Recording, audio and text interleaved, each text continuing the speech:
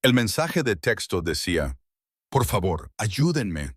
Le ha roto el brazo a mi madre. A Mara Lane, de 9 años, le temblaban tanto los dedos que apenas podía escribir.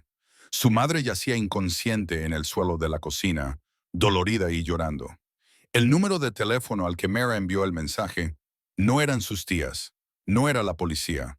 Era Dagger Thomas, presidente de la sección Ironage de los Hells Angels, un hombre al que nunca había conocido, un desconocido que no tenía motivos para preocuparse. Pero cuando su teléfono vibró y leyó esas 5 palabras, los Hells Angels hicieron algo que lo cambiaría todo. Antes de continuar, suscríbete al canal y dinos desde dónde nos ves en los comentarios. Disfruta de la historia. La cocina del 847 de Maple Creek Lane había visto días mejores. El linóleo se estaba pelando, los armarios colgaban ligeramente torcidos y el frigorífico hacía demasiado ruido. Pero esa noche, nada de eso importaba. Esa noche, el único sonido que llenaba ese espacio reducido era la rabia. Rabia pura, desesperada, química. Raven Holloway estaba de pie en el centro de la cocina, con los ojos inyectados en sangre y las manos temblorosas, no por miedo, sino por necesidad. El tipo de necesidad que vacía a un hombre por dentro, que lo convierte en algo menos que humano, $3,000. Eso era lo que debía a gente que no negociaba, que no concedía prórrogas, que cobraba las deudas de formas que salían en los informativos de la noche.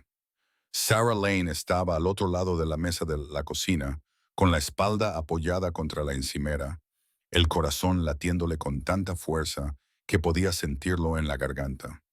Conocía esa mirada en sus ojos. La había visto antes, cada vez peor que la anterior. Una vez había estado limpio durante 6 meses. 6 maravillosos meses en los que se había permitido creer, esperar, imaginar un futuro en el que Meiera no tuviera que andar de puntillas por su propia casa. Pero la esperanza es algo frágil y la adicción es un depredador paciente. Siempre vuelve, siempre gana. No te lo estoy pidiendo, Sarah, te lo estoy ordenando. La voz de Raven se quebró, oscilando entre la súplica y la amenaza en un mismo suspiro. El fondo de emergencia. Dame la tarjeta, dame el bolígrafo ahora mismo. Sus palabras eran ligeramente arrastradas. Prueba de lo que ya se había metido en el cuerpo esa noche. ¿Pastillas? Probablemente. Quizás algo peor. Los detalles ya no importaban. Lo que importaba era la desesperación que irradiaba como calor. La forma en que sus dedos se cerraban y abrían sin cesar. La forma en que se colocaba entre ella y la única salida. Sarah negó con la cabeza, con las manos agarradas al borde de la encimera detrás de ella. Ese dinero es para Meiera, para la ropa del colegio, para la comida, para mantener un techo sobre su cabeza cuando tú desapareces durante días. Su voz era firme, más firme de lo que se sentía, sacando fuerzas de alguna reserva que no sabía que aún poseía. No puedo seguir haciendo esto, Raven, no lo haré. Ya no. El silencio que siguió fue peor que los gritos. En ese silencio, Sarah vio la decisión formarse detrás de sus ojos. El cálculo, el derrumbe de cualquier delgada pared que aún separaba al hombre que una vez amó del monstruo que la adicción había creado. Arriba, sin que ninguno de los dos lo supiera, Mara Lane, de 9 años, pegaba la oreja a la puerta de su dormitorio, con su conejo de peluche apretado contra el pecho, respirando entrecortadamente, aterrorizada. Ya había oído esas peleas antes, había aprendido a hacerse pequeña, a desaparecer en su armario o debajo de su cama, a fingir que estaba en otro lugar, en cualquier otro lugar. Pero esa noche era diferente. Esa noche sentía que algo se estaba rompiendo y que no se podría volver a arreglar. Lo que Raven hizo a continuación lo llevaría a la cárcel durante años, pero la verdadera heroína de esta historia estaba escondida arriba y solo tenía 9 años. Raven se abalanzó sobre la mesa, no alrededor de ella, sino por encima, esparciendo los restos de la cena. Sarah había intentado que todo fuera normal, que todo fuera seguro. Sus manos encontraron el brazo de Sarah, sus dedos se clavaron con una fuerza nacida del pánico y la furia química. «¡Dame el maldito dinero!», gritó, salpicando saliva, con las pupilas tan dilatadas que sus ojos parecían negros. Sarah intentó zafarse, intentó liberarse de su agarre. Su instinto de supervivencia finalmente se impuso a la parte de ella que había pasado años poniendo excusas, minimizando, protegiéndolo de las consecuencias. Su mano libre buscó cualquier cosa. El jabón para platos, una taza de café, algo con lo que defenderse. Pero Raven era más rápido, más fuerte, más desesperado. Le tiró del brazo hacia atrás con una fuerza salvaje. El sonido que siguió fue algo que Sarah oiría en pesadillas durante el resto de su vida. No era exactamente un chasquido, ni un crujido, sino algo húmedo, extraño y definitivo. Un sonido que significaba rotura. Su grito atravesó la casa, primitivo y animal. El tipo de sonido que se produce cuando el cuerpo comprende el daño antes de que la mente pueda procesarlo. El dolor explotó en su brazo, ardiente y devastador, y sus piernas se doblaron bajo su peso. Se desplomó sobre el suelo de linóleo. Su brazo destrozado se retorció en un ángulo que le revolvió el estómago. La sangre comenzó a acumularse debajo de ella. No sabía si era por la caída o por la fractura. No podía pensar con tanta agonía. Por encima de ella, Raven se quedó paralizado durante exactamente 3 segundos. Con el pecho agitado, su rostro era una máscara de horror por lo que había hecho. Pero el horror no cura los huesos. El horror no llama a las ambulancias. El horror en hombres como Raven solo sabe cómo huir. Y eso fue exactamente lo que hizo. Pasó por encima del cuerpo encogido de Sarah, cogió su chaqueta de la silla y huyó en la noche, dejando atrás a una mujer apenas consciente en el suelo de la cocina y a una niña pequeña arriba que lo había oído todo, que había oído el grito de su madre, que había oído el portazo y que estaba a punto de tomar la decisión más importante de su joven vida. El silencio que siguió fue, de alguna manera, peor que los gritos. Mera se quedó paralizada detrás de la puerta de su dormitorio, con sus pequeñas manos aún presionadas contra la madera, su conejo caído y olvidado a sus pies. Había oído el estruendo, había oído el grito de su madre, ese terrible sonido animal que ningún niño debería tener que oír jamás de sus padres. Había oído pasos pesados, el roce de una silla y luego la puerta principal cerrándose con tanta fuerza que las paredes temblaron. Y ahora nada, solo silencio. El tipo de silencio que grita más fuerte que cualquier voz. Mamá. La palabra salió apenas como un susurro. Su voz era tan débil que ni siquiera llegaba al otro lado de su dormitorio. Las manos de Myra temblaban. Todo su cuerpo temblaba como una hoja en una tormenta. Tenía 9 años. 9 años. Y todos los instintos de su cuerpo le decían que se quedara escondida, que se mantuviera a salvo, que esperara a que pasara el peligro. Pero, ¿y si el peligro no pasaba? ¿Y si su mamá la necesitaba? Ese pensamiento atravesó su parálisis como un cuchillo. Y antes de que pudiera convencerse de lo contrario, antes de que el miedo la inmovilizara para siempre, Mera giró el pomo de la puerta. El pasillo se extendía ante ella como un túnel oscuro. Cada paso que daba por esas escaleras era como caminar por arenas movedizas, con las piernas pesadas y renuentes. Su corazón latía tan fuerte que estaba segura de que alguien podría oírlo. La casa parecía diferente ahora, contaminada de alguna manera, como si la violencia que había estallado en la cocina hubiera envenenado el aire.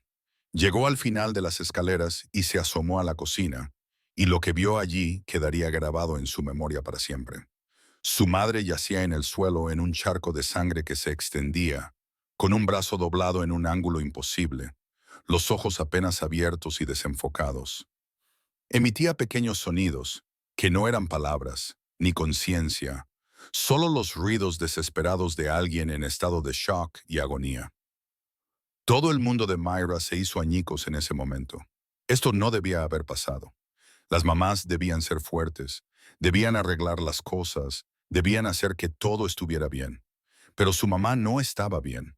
Su mamá necesitaba a alguien que arreglara las cosas ahora, y no había nadie más. Solo Mera. Solo una niña de 9 años aterrorizada que todavía dormía con una luz nocturna y no podía alcanzar el armario superior de la cocina. Mamá, mamá, despierta. Por favor, despierta. Mera sollozó, cayendo de rodillas junto a su madre.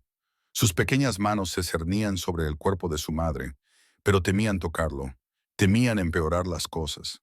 Los ojos de Sara se movieron hacia la voz de su hija, y por un segundo se enfocaron.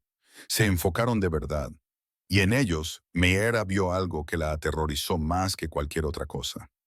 Miedo. Su mamá estaba asustada. Su mamá, que siempre le había dicho que los monstruos no eran reales, la miraba con los ojos de alguien que sabía exactamente lo reales que podían ser los monstruos. El pánico inundó las venas de Myra como agua helada. Tenía que hacer algo. Tenía que buscar ayuda. ¿Pero a quién? Raven se había ido. Los vecinos no sabían si estaban en casa, ni siquiera sabía si abrirían la puerta a una niña pequeña. Y entonces se acordó de la tía Lisa, la hermana de mamá, que vivía a 2 pueblos de distancia. Mamá le había hecho memorizar el número, le había hecho repetirlo una y otra vez hasta que pudo decirlo al revés y hacia adelante. Para emergencias, había dicho mamá, esta era una emergencia, era la mayor emergencia de la vida de Myra. Con manos temblorosas, Myra cogió el teléfono de su madre, de donde había caído, junto a la mesa volcada. La pantalla estaba rota, pero aún se iluminaba, aún funcionaba. Lo desbloqueó con dedos temblorosos. Sabía la contraseña, había visto a su madre usarla 1000 veces, y abrió la pantalla de mensajes. Tenía la vista borrosa por las lágrimas y le temblaban tanto las manos que apenas podía sostener el teléfono. Pero empezó a escribir 15:45 y luego 27. No, espera, 28, o era 27. Los números se le mezclaban en la cabeza, el pánico lo nublaba todo y lo desordenaba. Escribió lo que creía que era correcto, su cerebro aterrorizado mezclaba dígitos que había sabido perfectamente solo unas horas antes. El mensaje salió de ella en fragmentos inconexos. Por favor, ayúdenme. Le ha roto el brazo a mi madre. Mamá no se despierta. Tengo miedo. Pulsó enviar antes de poder reconsiderar las palabras, antes de poder preguntarse si eran suficientes, si tenían sentido, si alguien entendería la pesadilla que se estaba desarrollando en esa cocina. El mensaje desapareció en el vacío digital. Ese pequeño sonido indicaba que se había enviado. Y Mera se quedó mirando la pantalla, esperando los 3 puntos. Eso significaba que alguien estaba respondiendo. Eso significaba que la ayuda estaba en camino. Eso significaba que no le había fallado a su madre de la peor manera posible. Mera no tenía ni idea de que el número al que acababa de enviar el mensaje pertenecía a un hombre al que todo el pueblo temía, y que ese miedo estaba a punto de convertirse en su mayor protección. El teléfono permaneció en silencio en sus manos manchadas de sangre. Los segundos pasaban como horas. Meera miró a su madre, cuya respiración se había vuelto superficial y rápida, cuya piel se había vuelto pálida y húmeda, cuyos ojos intentaban cerrarse y permanecer cerrados. No, mamá. Mantente despierta. Por favor, mantente despierta. Mera suplicó, dejando el teléfono con cuidado y acunando la cabeza de su madre en su regazo. Era tan pequeña, tan indefensa, y su mamá se sentía tan pesada, rota y mal. Las lágrimas corrían por las mejillas de Myra, goteando sobre el rostro de su madre, mezclándose con la sangre y el miedo, y la desesperada esperanza de que alguien, cualquiera, respondiera a ese mensaje. El teléfono sonó una sola vez, agudo y repentino en el espantoso silencio. Myra giró la cabeza hacia él y extendió la mano para cogerlo, con el corazón latiendo con desesperada esperanza. Una respuesta. Alguien había respondido. Deslizó el pulgar manchado de sangre por la pantalla, y lo que vio le cortó la respiración. No era un mensaje de texto, era una llamada. El número al que había enviado el mensaje la estaba llamando. Pero la voz que respondió no era la de su tía. Era más grave, más áspera, la voz de un hombre. Y en su mente presa del pánico, durante un terrible segundo, Mira pensó que Raven había recibido de alguna manera su mensaje de que iba a volver. Su dedo se cernió sobre el botón rojo de rechazar. Todo su cuerpo se tensó para correr, esconderse, desaparecer. Pero algo la detuvo. Tal vez fue la desesperación. Tal vez fue el instinto. Tal vez fue el universo mismo extendiéndose para guiar su mano temblorosa.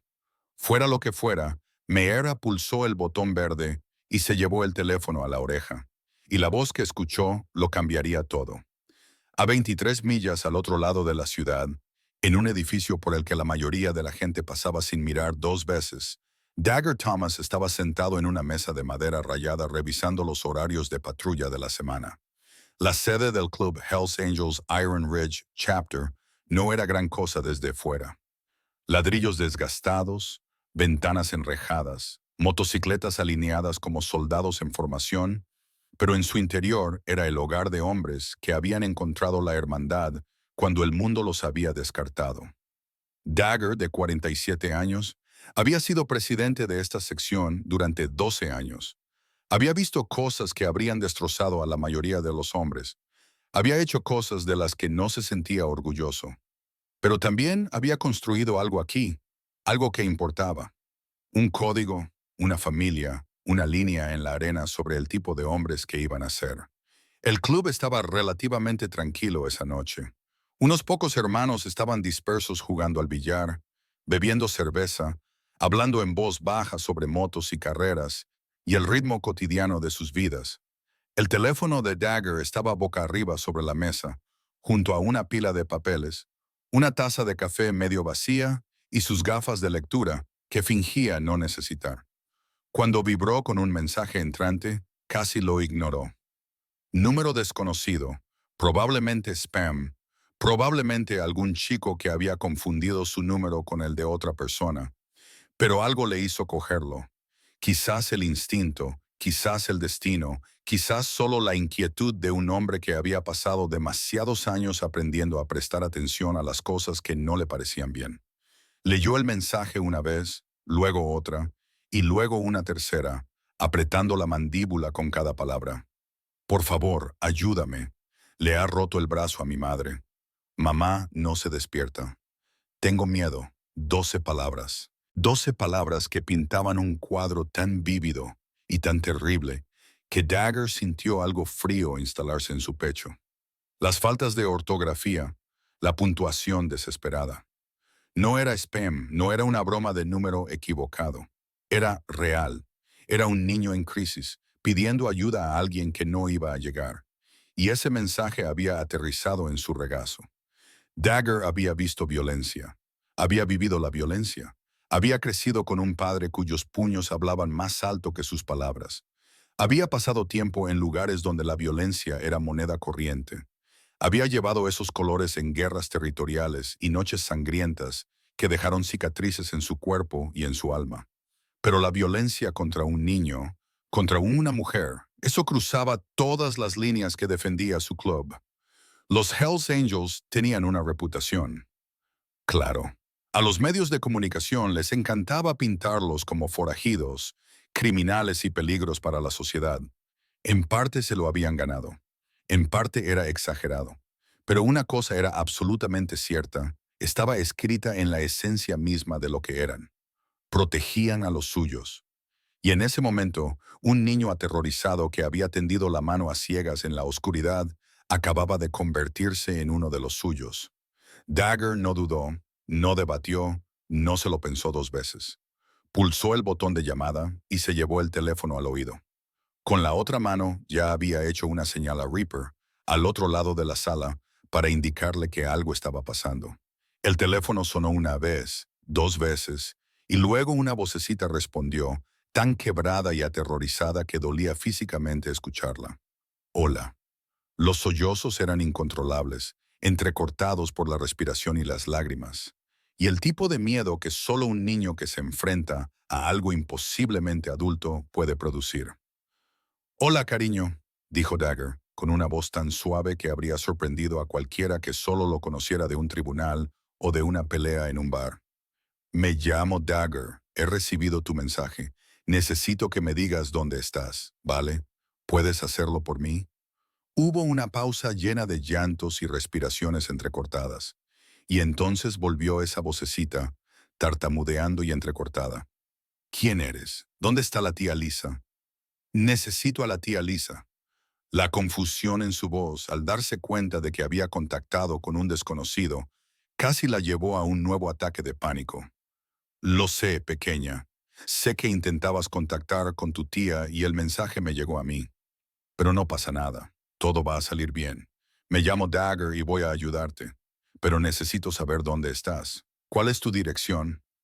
Él podía oír cómo ella intentaba pensar a pesar del terror. Intentaba recordar algo tan simple como su propia dirección mientras su mundo se desmoronaba a su alrededor.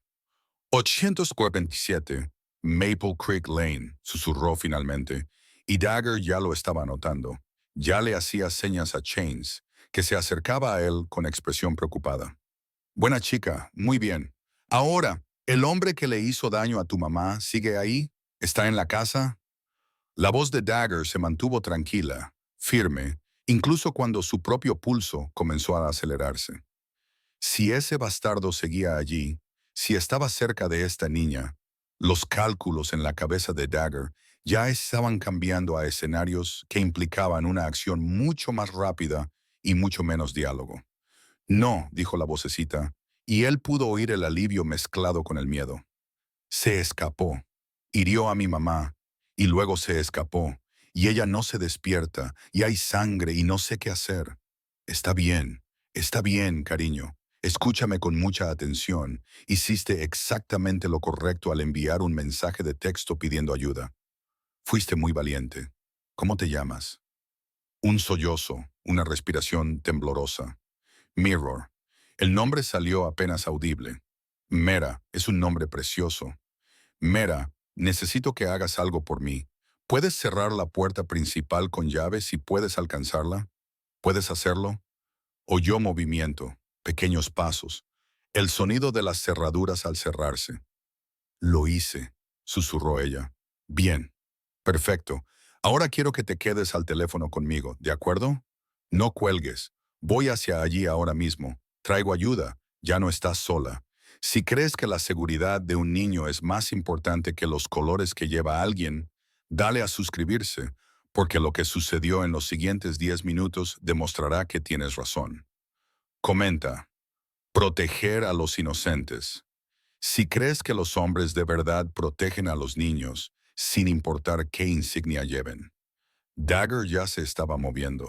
Con el teléfono sujeto entre el hombro y la oreja, atravesó el club a zancadas. Reaper, llama a Gunner.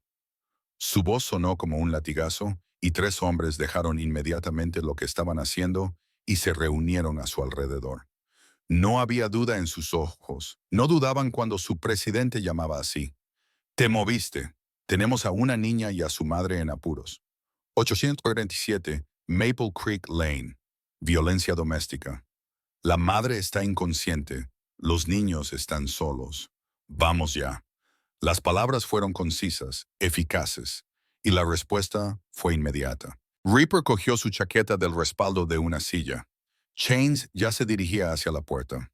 Gunner aplastó su lata de cerveza y la tiró a un lado, con una expresión dura, peligrosa y concentrada. Las Harley rugieron en el aparcamiento, con un sonido como un trueno que anunciaba una tormenta.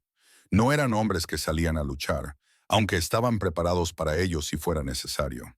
Eran hombres que salían a rescatar. A una niña llamada Meira, que había enviado un mensaje al número equivocado y estaba a punto de descubrir que era exactamente el correcto. Dagger mantuvo el teléfono pegado a la oreja mientras se subía a su moto. El motor vibraba bajo él, potente y listo. Mirror, nena, ¿sigues ahí? Gritó por encima del ruido. Estoy aquí, respondió la pequeña aterrorizada. Bien, ya voy. ¿Oyes ese ruido? Somos mis hermanos y yo. Vamos a rescatarte. Quédate al teléfono, cariño. Háblame de tu madre. ¿Cómo se llama?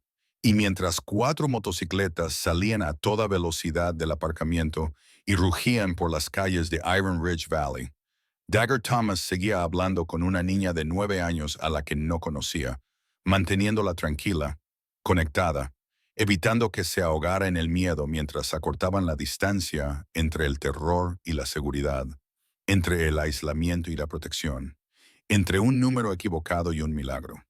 El sonido de 4 motores Harley-Davidson atravesando las tranquilas calles de Iron Ridge Valley a las 9:47 de un martes por la noche fue suficiente para despertar a medio vecindario.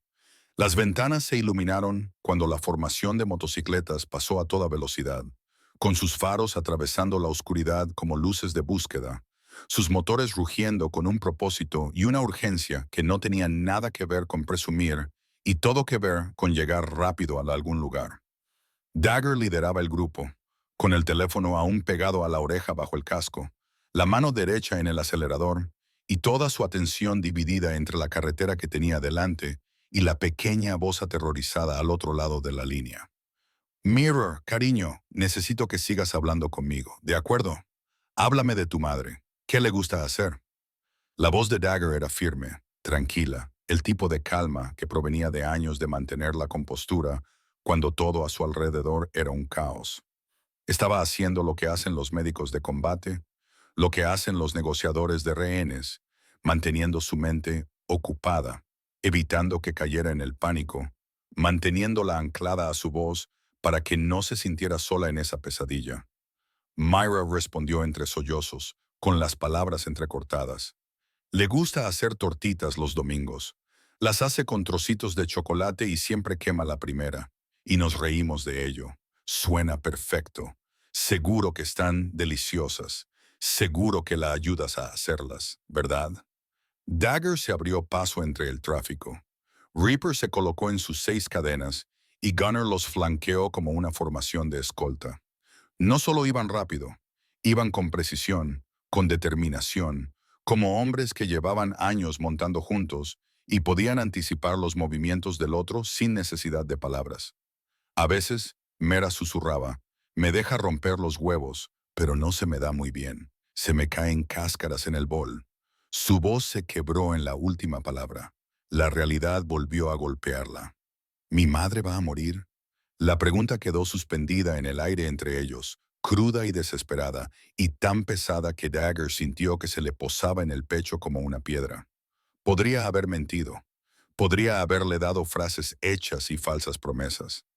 Pero los niños saben cuándo les mientes, especialmente los niños que ya han aprendido que los adultos no siempre pueden protegerlos de los monstruos de sus propios hogares. Esta noche no, dijo Dagger, con una voz como hierro envuelto en terciopelo. No mientras yo respire. Ya casi hemos llegado, Mera. 2 minutos más. ¿Puedes ser valiente durante 2 minutos más? La oyó intentar responder. Oyó la palabra sí salir más como un gemido, y entonces giró hacia Maple Creek Lane, con el pavimento roto traqueteando bajo sus neumáticos y las farolas parpadeando y escasas.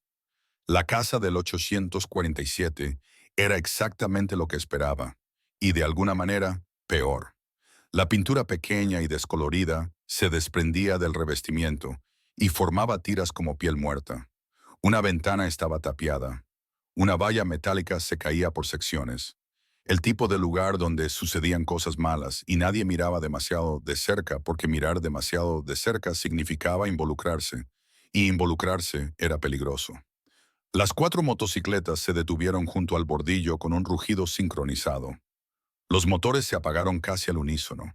El silencio repentino después de todo ese ruido se sentía pesado y expectante. Dagger se bajó de la moto antes de que dejara de balancearse por completo. Sus botas golpearon el pavimento mientras se quitaba el casco y se dirigía hacia la casa con pasos largos y decididos. La puerta principal estaba cerrada, con llave, tal y como él le había dicho. Una única luz tenue brillaba desde el interior, apenas visible a través de un hueco en las cortinas. Mirror, dijo Dagger por teléfono, con voz más suave ahora que estaba allí, ahora que la distancia entre ellos se había reducido a una puerta y unos pocos metros. Soy yo. Estoy justo delante de tu puerta. Puedes abrirme, cariño. Podía oír movimiento en el interior, pequeños pasos que se acercaban, el roce de las cerraduras al girarlas unas manos demasiado pequeñas para alcanzarlas con facilidad. La puerta se abrió lentamente, con vacilación, y lo que Dagger vio al otro lado hizo que todos los instintos de su cuerpo gritaran para que se moviera, para que actuara, para que arreglara esto. Mirror Lane era pequeña. Tenía 9 años, pero parecía más joven. Tenía los ojos muy grandes, las mejillas manchadas de lágrimas y los labios temblorosos. Su cabello rubio estaba enredado. Su pijama tenía dibujos de gatos y sus pequeñas manos de niña, estaban cubiertas de sangre. No era su sangre, era la sangre de su madre, de donde había intentado ayudar, había intentado detener la hemorragia, había intentado hacer algo, cualquier cosa para salvar a la mujer que se suponía que debía salvarla. Detrás de Mira, visible a través del estrecho pasillo y hacia la cocina, Dagger podía ver el cuerpo inconsciente de Sarah Lane en el suelo. Un brazo retorcido en un ángulo que le hizo encoger el estómago. Un charco de sangre se extendía lento y oscuro debajo de ella. Lo que Dagger vio a continuación le hizo tomar una decisión instantánea, y cuando llegó la policía, no pudieron creer lo que encontraron. Dagger se arrodilló, poniéndose a la altura de los ojos de Myra, haciéndose más pequeño, menos intimidante, más humano que el motociclista, vestido de cuero con barba canosa, y parches que lo proclamaban presidente de un club de motociclistas al que la mayoría de la gente cruzaba la calle para evitar. «Hola, Mera», le dijo suavemente, mirándola a los ojos y sosteniéndola, con una firmeza que le decía sin palabras que podía confiar en él, que él estaba allí, que la pesadilla estaba terminando. «Ahora estás a salvo. Te tenemos». Abrió los brazos, sin agarrarla, sin forzarla, solo ofreciéndoselos. Y Myra se derrumbó en ellos como una persona que se ahoga y se agarra a un salvavidas. Su pequeño cuerpo temblaba con sollozos que venían de algún lugar tan profundo que parecían desgarrarla. Detrás de Dagger, Reaper y Chains ya estaban pasando junto a ellos hacia la casa, con sus pesadas botas resonando en el desgastado suelo de madera. Estos no eran hombres que se quedaran paralizados al ver sangre. Reaper había sido médico de campo en Vietnam antes de que la guerra rompiera algo en él, que nunca llegó a curarse del todo, ¿verdad? Chains había sacado a más de un hermano de peleas en Rex y Barres que deberían haber sido mortales. Sabían qué hacer. «Dios mío», murmuró Reaper mientras se arrodillaba junto a Sarah, llevando inmediatamente los dedos a su cuello para comprobar el pulso. «Respira. El pulso es débil, pero constante. Chains, tráeme algo limpio para hacer presión en este brazo. Gunner, llama ahora mismo». Gunner ya estaba hablando por teléfono. Su voz era seca y profesional mientras hablaba con el operador del 911. «Necesitamos una ambulancia en el 847 de Maple Creek, Lang. Mujer adulta. Traumatismo grave en el brazo izquierdo. Fractura abierta. Inconsciente, pero respira. Pérdida significativa de sangre. Los necesitamos aquí ahora mismo». Recitó la información como si lo hubiera hecho antes, porque así era. Porque estos hombres vivían en un mundo en el que saber cómo manejar las emergencias era la diferencia entre la vida y la muerte. Chains se arrancó la camisa de franela y presionó la tela acolchada contra la herida más grave de Sarah. Sus brazos tatuados se mancharon con la sangre de ella mientras trabajaba con una delicadeza sorprendente para un hombre de su tamaño. Dagger cogió a Meyer en brazos y la acunó contra su pecho mientras la alejaba de la cocina, lejos de su madre, destrozada en el suelo, lejos de la sangre, el terror y la violencia que ningún niño debería presenciar jamás. Ella no pesaba casi nada. Esta pequeña niña que se había visto obligada a ser tan valiente, que había salvado la vida de su madre con un mensaje de texto mal marcado, y que ahora se aferraba a un extraño como si fuera lo único sólido en un mundo que se había inclinado hacia un lado. «Ven aquí, pequeña», le susurró Dagger al oído, con la voz ronca por una emoción que no había sentido en años. «Ya pasó. Lo hiciste muy bien. La has salvado. Has salvado a tu mamá. ¿Lo entiendes? Tú eres la heroína aquí». Mera enterró el rostro en su chaqueta de cuero, sus lágrimas empapando los parches y la tela, sus manos agarrando su camisa como si nunca fuera a soltarla. Y Dagger la abrazó como si estuviera hecha de cristal y oro, como si fuera lo más preciado del mundo, porque en ese momento lo era. La ambulancia llegó 6 minutos después de la llamada de Gunner. Sus sirenas cortaban la noche como un cuchillo. Las luces rojas y blancas pintaban la pequeña casa destrozada con colores estroboscópicos que hacían que todo pareciera surrealista y desesperado. Los paramédicos se movían con eficiencia, cargando a Sarah Lane en una camilla con cuidadosa precisión, mientras gritaban signos vitales y terminología médica que a Miera le sonaba como un idioma extranjero, pero que significaba la diferencia entre la vida y la muerte para los profesionales que trabajaban para salvar a su madre. Dagger estaba de pie en el jardín delantero con Miera todavía en sus brazos, con la cara hundida en su hombro y el pequeño cuerpo rígido por el miedo. Cada vez que intentaba mirar lo que estaba pasando, no lo conseguía. Él le había envuelto los hombros con su chaqueta de cuero como si fuera una manta. Las insignias y parches que ponían nerviosos a los hombres adultos servían ahora de consuelo para una niña traumatizada que se había aferrado a él como si fuera el único refugio seguro en una tormenta que amenazaba con ahogarla. Cuando la ambulancia salió a toda velocidad de Maple Creek Lane hacia el Hospital St. Helena, no estaba sola. 4 Harley la seguían en formación cerrada, con los faros creando un corredor de luz detrás del vehículo de emergencia y los motores emitiendo un rugido sordo que, de alguna manera, sonaba más protector que amenazante. Dagger iba con Miera sentada delante de él, con los brazos rodeándola para protegerla, una mano en el manillar y la otra envuelta alrededor de su pequeño cuerpo para mantenerla segura. No era legal, no era seguro según los criterios convencionales, pero dejarla atrás no era una opción, y dejarla ir en una ambulancia sin alguien en quien confiara lo era aún menos. Reaper, Chains y Gunner los flanqueaban, creando una escolta que parecía sacada de una película. Forajidos corriendo a través de la noche, no para escapar de la ley, sino para asegurarse de que una familia rota llegara a la salvación. La sala de urgencias de St. Helena, a las 10:15 de un martes por la noche, estaba relativamente tranquila hasta que 4 motociclistas vestidos de cuero atravesaron las puertas automáticas con una niña cubierta de sangre y caras que decían que no iban a ir a ninguna parte.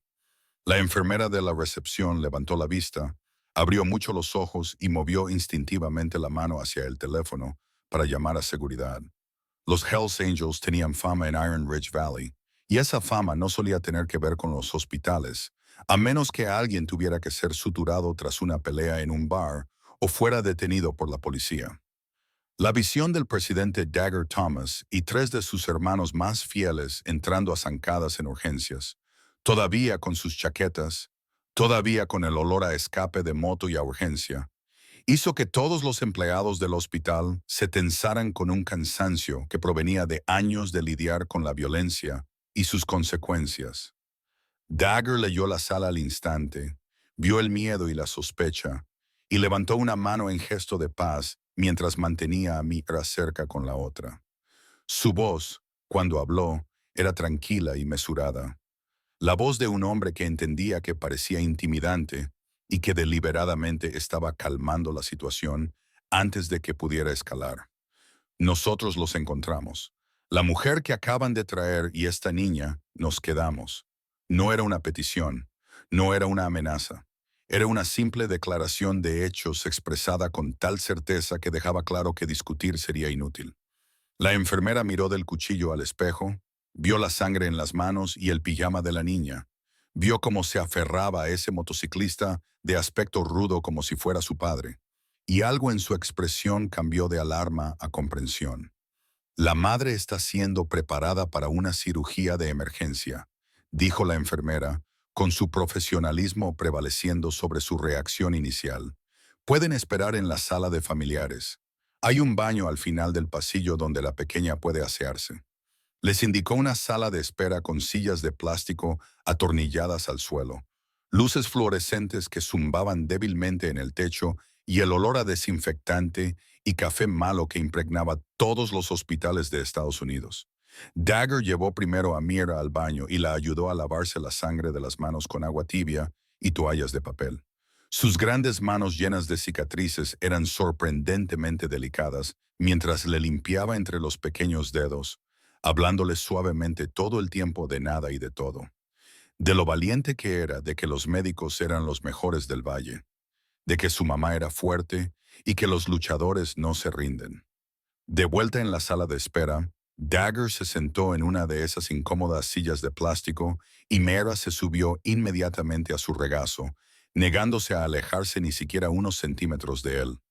Su mano encontró la de él y la agarró con una fuerza sorprendente para alguien tan pequeño, como si temiera que, si la soltaba, él pudiera desaparecer como parecían hacerlo todos los demás adultos de su vida.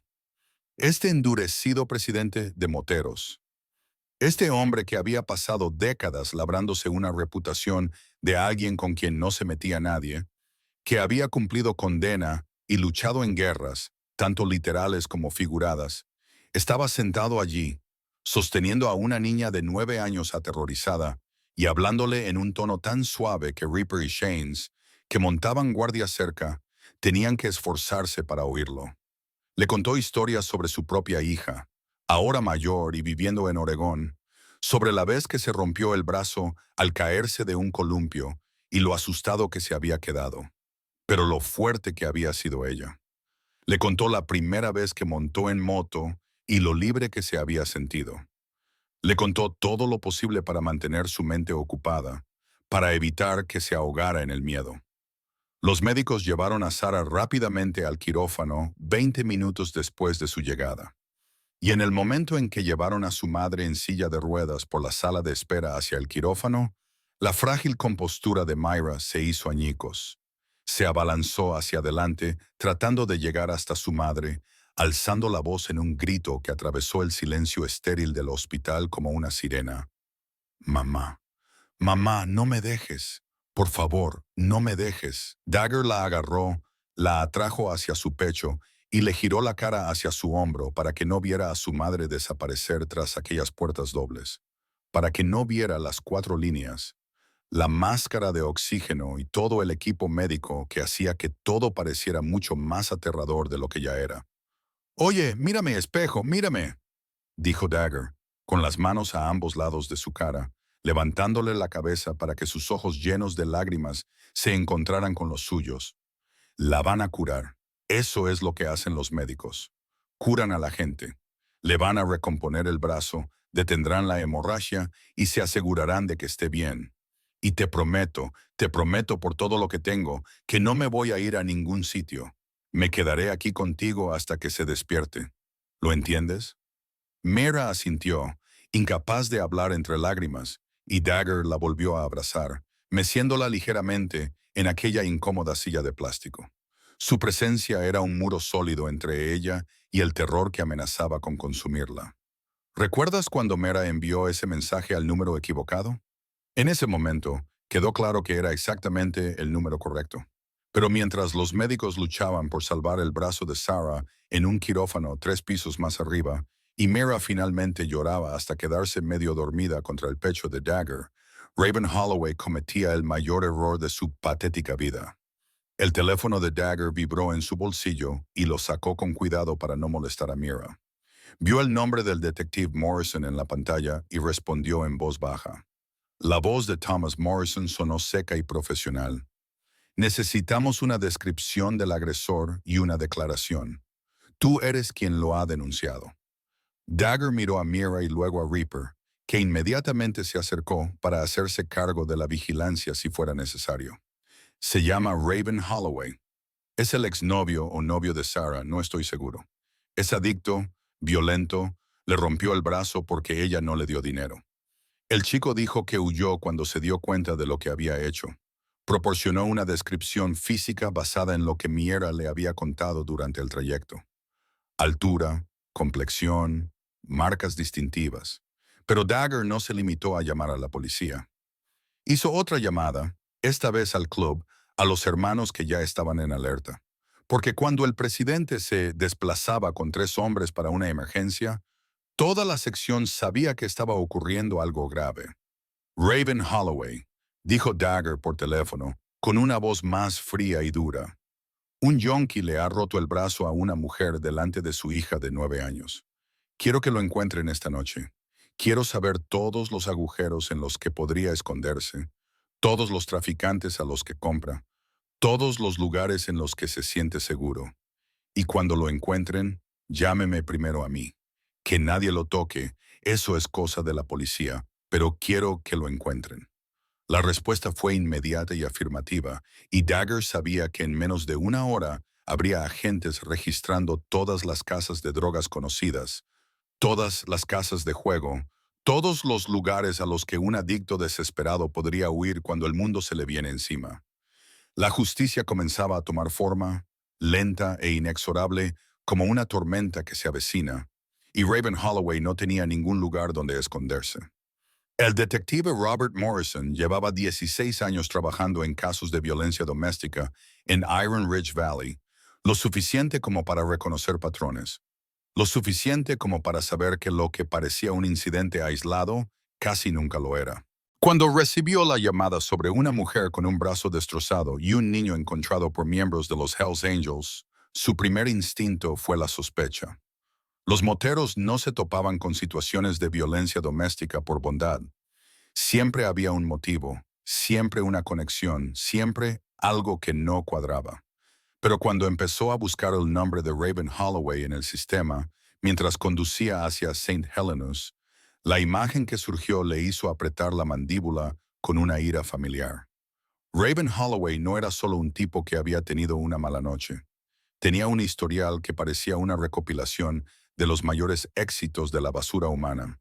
2 incidentes previos de violencia doméstica. Ambos cargos fueron retirados cuando las víctimas se negaron a testificar. 3 cargos por posesión de drogas. Un arresto por agresión fuera de un bar que se redujo a la alteración del orden público. Una orden de alejamiento presentada y luego retirada. El patrón era el clásico de escalada, manipulación, un sistema que le seguía dando oportunidades que no merecía, mientras que las mujeres pagaban el precio de sus fracasos. Morrison lo había visto cientos de veces y nunca le resultaba más fácil de digerir. Lo que hacía diferente este vaso solo era la conexión con los Hells Angels, y eso fue lo que llevó a Morrison a la sala de urgencias a las 11:30 de la noche. Llevaba su placa de detective en el cinturón y ya tenía las preguntas preparadas. Encontró a Dagger Thomas exactamente donde la enfermera le había dicho que estaría, sentado en la sala de espera para familiares con una niña rubia dormida en sus brazos, con el rostro manchado de lágrimas y tranquila, como solo los niños agotados pueden estarlo. Otros 3 moteros estaban cerca, como centinelas, con sus chaquetas de cuero que los identificaban como Hells Angels, con una postura relajada, pero alerta, como los hombres que han pasado tiempo en lugares donde bajar la guardia te puede costar caro. Morrison se acercó con cautela, con una mano cerca de su placa y una expresión cuidadosamente neutral. Thomas, soy el detective Morrison. Necesito hacerle algunas preguntas sobre lo ocurrido esta noche. Dagger levantó la vista y evaluó a Morrison con la mirada, al mismo tiempo que Morrison lo evaluaba a él. Detective, dijo, en voz baja para no despertar a Mira. No había hostilidad en su tono, pero tampoco había diferencia.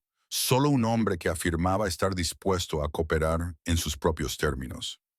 Morrison sacó su libreta, hizo clic con el bolígrafo y comenzó con la pregunta obvia. ¿Cómo llegó usted al 847 de Maple Creek Lane esta noche? ¿Cuál es su relación con Sarah Lane o Raven Holloway? La expresión de Dagger no cambió, pero algo frío brilló detrás de sus ojos. No tengo ninguna relación. No conocía a ninguna de ellas antes de esta noche. Recibí un mensaje de texto de un número desconocido. Una niña pedía ayuda. Decía que alguien le había roto el brazo a su madre. Llamé al número, hablé con la niña, me dio la dirección y fui. El escepticismo de Morrison debió de reflejarse en su rostro, porque Dagger cambió con cuidado el espejo de brazos y sacó su teléfono con la mano libre. Comprueba mi teléfono. El mensaje de esa niña tiene la marca de tiempo de las 9:47. Llegamos al lugar a las 10:03, 16 minutos desde que recibimos el mensaje. Respondimos, ¿dónde estabas? La pregunta quedó flotando en el aire entre ellos, cruda y desesperada, tan pesada que Dagger sintió que se le posaba en el pecho como una piedra. Podría haber mentido. Podría haberle dado frases hechas y falsas promesas. Pero los niños saben cuando les mientes. especialmente los niños que ya han aprendido que los adultos no siempre pueden protegerlos de los monstruos que hay en sus propios hogares. Esta noche no, dijo Dagger, con una voz como hierro envuelto en terciopelo. No mientras yo respire. Ya casi hemos llegado, espejo. 2 minutos más. ¿Puedes ser valiente durante 2 minutos más? La oyó intentar responder. Oyó la palabra sí salir más como un gemido, y entonces giró hacia Maple Creek Lane, con el pavimento roto traqueteando bajo sus neumáticos y las farolas parpadeando y escasas. La casa del 847 era exactamente como él esperaba, y de alguna manera peor. La pintura pequeña y descolorida se desprendía del revestimiento en tiras como piel muerta. Una ventana estaba tapiada. Una valla metálica se caía por secciones. El tipo de lugar donde sucedían cosas malas. Y nadie miraba demasiado de cerca porque mirar demasiado de cerca significaba involucrarse. E involucrarse era peligroso. Las 4 motocicletas se detuvieron junto a la acera con un rugido sincronizado. Los motores se apagaron casi al unísono. El silencio repentino, después de todo ese ruido, se sentía pesado y expectante. Dagger se bajó de la moto antes de que dejara de balancearse por completo.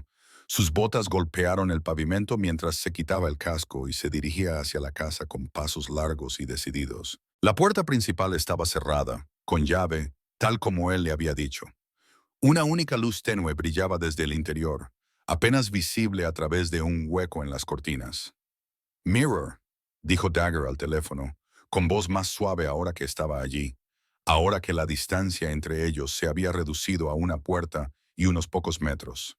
«Soy yo. Estoy justo delante de tu puerta. ¿Puedes abrirme, cariño?» Podía oír movimiento en el interior, pequeños pasos que se acercaban, el roce de las cerraduras al girarlas unas manos demasiado pequeñas para alcanzarlas fácilmente. La puerta se abrió lentamente, con vacilación, y lo que Dagger vio al otro lado hizo que todos los instintos de su cuerpo gritaran para que se moviera, para que actuara, para que arreglara esto. Mirror Lane era pequeña, tenía 9 años, pero parecía más joven. Tenía los ojos muy abiertos, las mejillas manchadas de lágrimas y los labios temblorosos. Su cabello rubio estaba enredado. Su pijama tenía dibujos de gatos. Y sus manos, sus pequeñas manos de niña, estaban cubiertas de sangre, pero no era su sangre.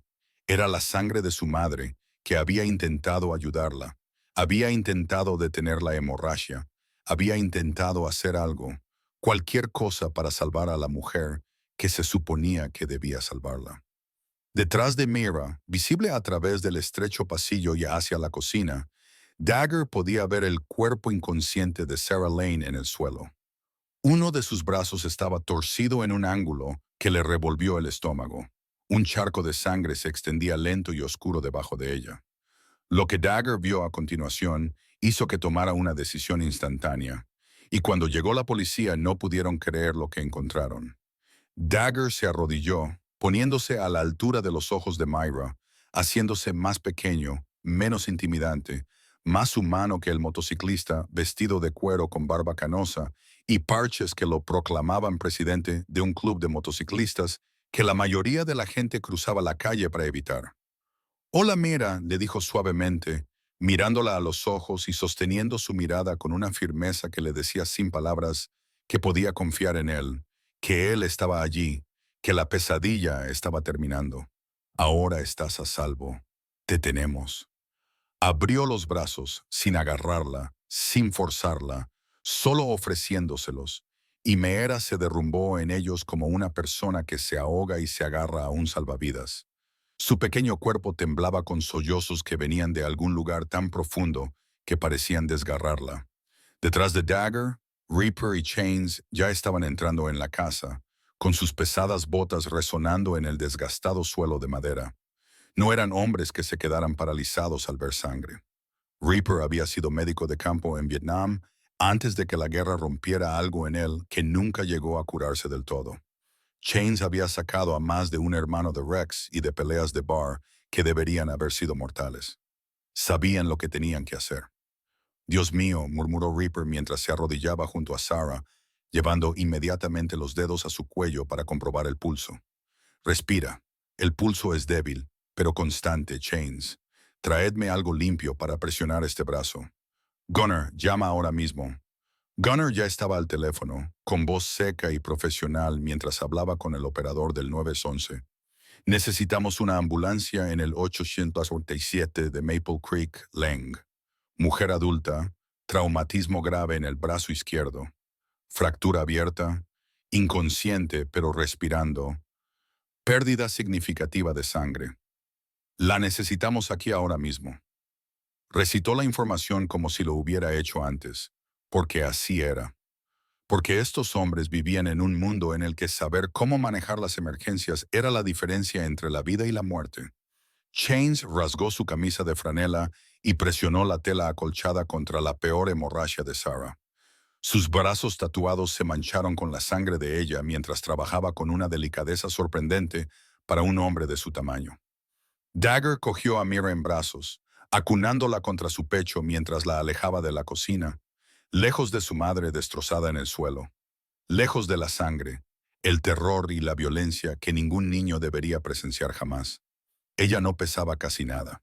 Esta pequeña niña que se había visto obligada a ser tan valiente, que había salvado la vida de su madre con un mensaje de texto mal marcado y que ahora se aferraba a un extraño como si fuera lo único sólido en un mundo que se había volcado. «Ven aquí, pequeña», le susurró Dagger al oído, con la voz ronca por una emoción que no había sentido en años. «Ya ha pasado. Lo has hecho muy bien. La has salvado. Has salvado a tu mamá. ¿Lo entiendes? Tú eres la heroína aquí». Mera enterró la cara en su chaqueta de cuero, sus lágrimas empapando los parches y la tela, sus manos agarrando su camisa como si nunca fuera a soltarla. Y Dagger la abrazó como si estuviera hecha de cristal y oro, como si fuera lo más preciado del mundo, porque en ese momento lo era. La ambulancia llegó 6 minutos después de la llamada de Gunnar. Sus sirenas cortaban la noche como un cuchillo. Las luces rojas y blancas pintaban la pequeña casa destrozada con colores estroboscópicos que hacían que todo pareciera surrealista y desesperado. Los paramédicos se movían con eficiencia, cargando a Sarah Lane en una camilla con cuidadosa precisión, mientras gritaban signos vitales y terminología médica que a Meyera le sonaba como un idioma extranjero, pero que significaba la diferencia entre la vida y la muerte para los profesionales que trabajaban para salvar a su madre. Dagger estaba de pie en el jardín delantero con Meyera todavía en sus brazos, con la cara hundida en su hombro y su pequeño cuerpo rígido por el miedo. Cada vez que ella intentaba mirar lo que estaba pasando y no lo conseguía, él le envolvía los hombros con su chaqueta de cuero como si fuera una manta. Las insignias y parches que ponían nerviosos a los hombres adultos servían ahora para consolar a una niña traumatizada que se había aferrado a él como si fuera el único refugio seguro en una tormenta que amenazaba con ahogarla. Cuando la ambulancia salió a toda velocidad de Maple Creek Lane hacia el Hospital St. Helena, no estaba sola. 4 Harleys la seguían en formación cerrada, con los faros creando un corredor de luz detrás del vehículo de emergencia y los motores emitiendo un rugido sordo que, de alguna manera, sonaba más protector que amenazante. Dagger iba con Mira sentada delante de él, con los brazos rodeándola para protegerla, una mano en el manillar y la otra alrededor de su pequeño cuerpo para mantenerla segura.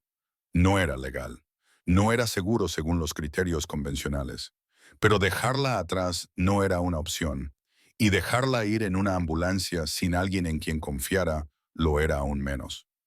Reaper, Chains y Gunner los flanqueaban, creando una escolta que parecía sacada de una película. Forajidos corriendo a través de la noche, no para escapar de la ley, sino para asegurarse de que una familia rota llegara a la salvación. La sala de urgencias de St. Helena, a las 10:15 de un martes por la noche, estaba relativamente tranquila hasta que 4 moteros vestidos de cuero atravesaron las puertas automáticas con una niña cubierta de sangre y caras que decían que no iban a ir a ninguna parte. La enfermera de la recepción levantó la vista, abrió mucho los ojos y movió instintivamente la mano hacia el teléfono para llamar a seguridad. Los Hells Angels tenían una reputación en Iron Ridge Valley, y esa reputación no solía tener que ver con los hospitales. a menos que alguien fuera a que le cosieran después de una pelea en un bar o fuera llevado por la policía. La visión del presidente Dagger Thomas y tres de sus hermanos más fieles entrando en la sala de urgencias, todavía con sus chaquetas, todavía con el olor a escape de moto y a urgencia, hizo que todos los empleados del hospital que se encontraban cerca se tensaran con un cansancio que provenía de años de lidiar con la violencia y sus consecuencias. Dagger evaluó la situación al instante, vio el miedo y la desconfianza, y levantó una mano en señal de paz mientras mantenía a Meera cerca con la otra. Cuando habló, su voz era tranquila y mesurada.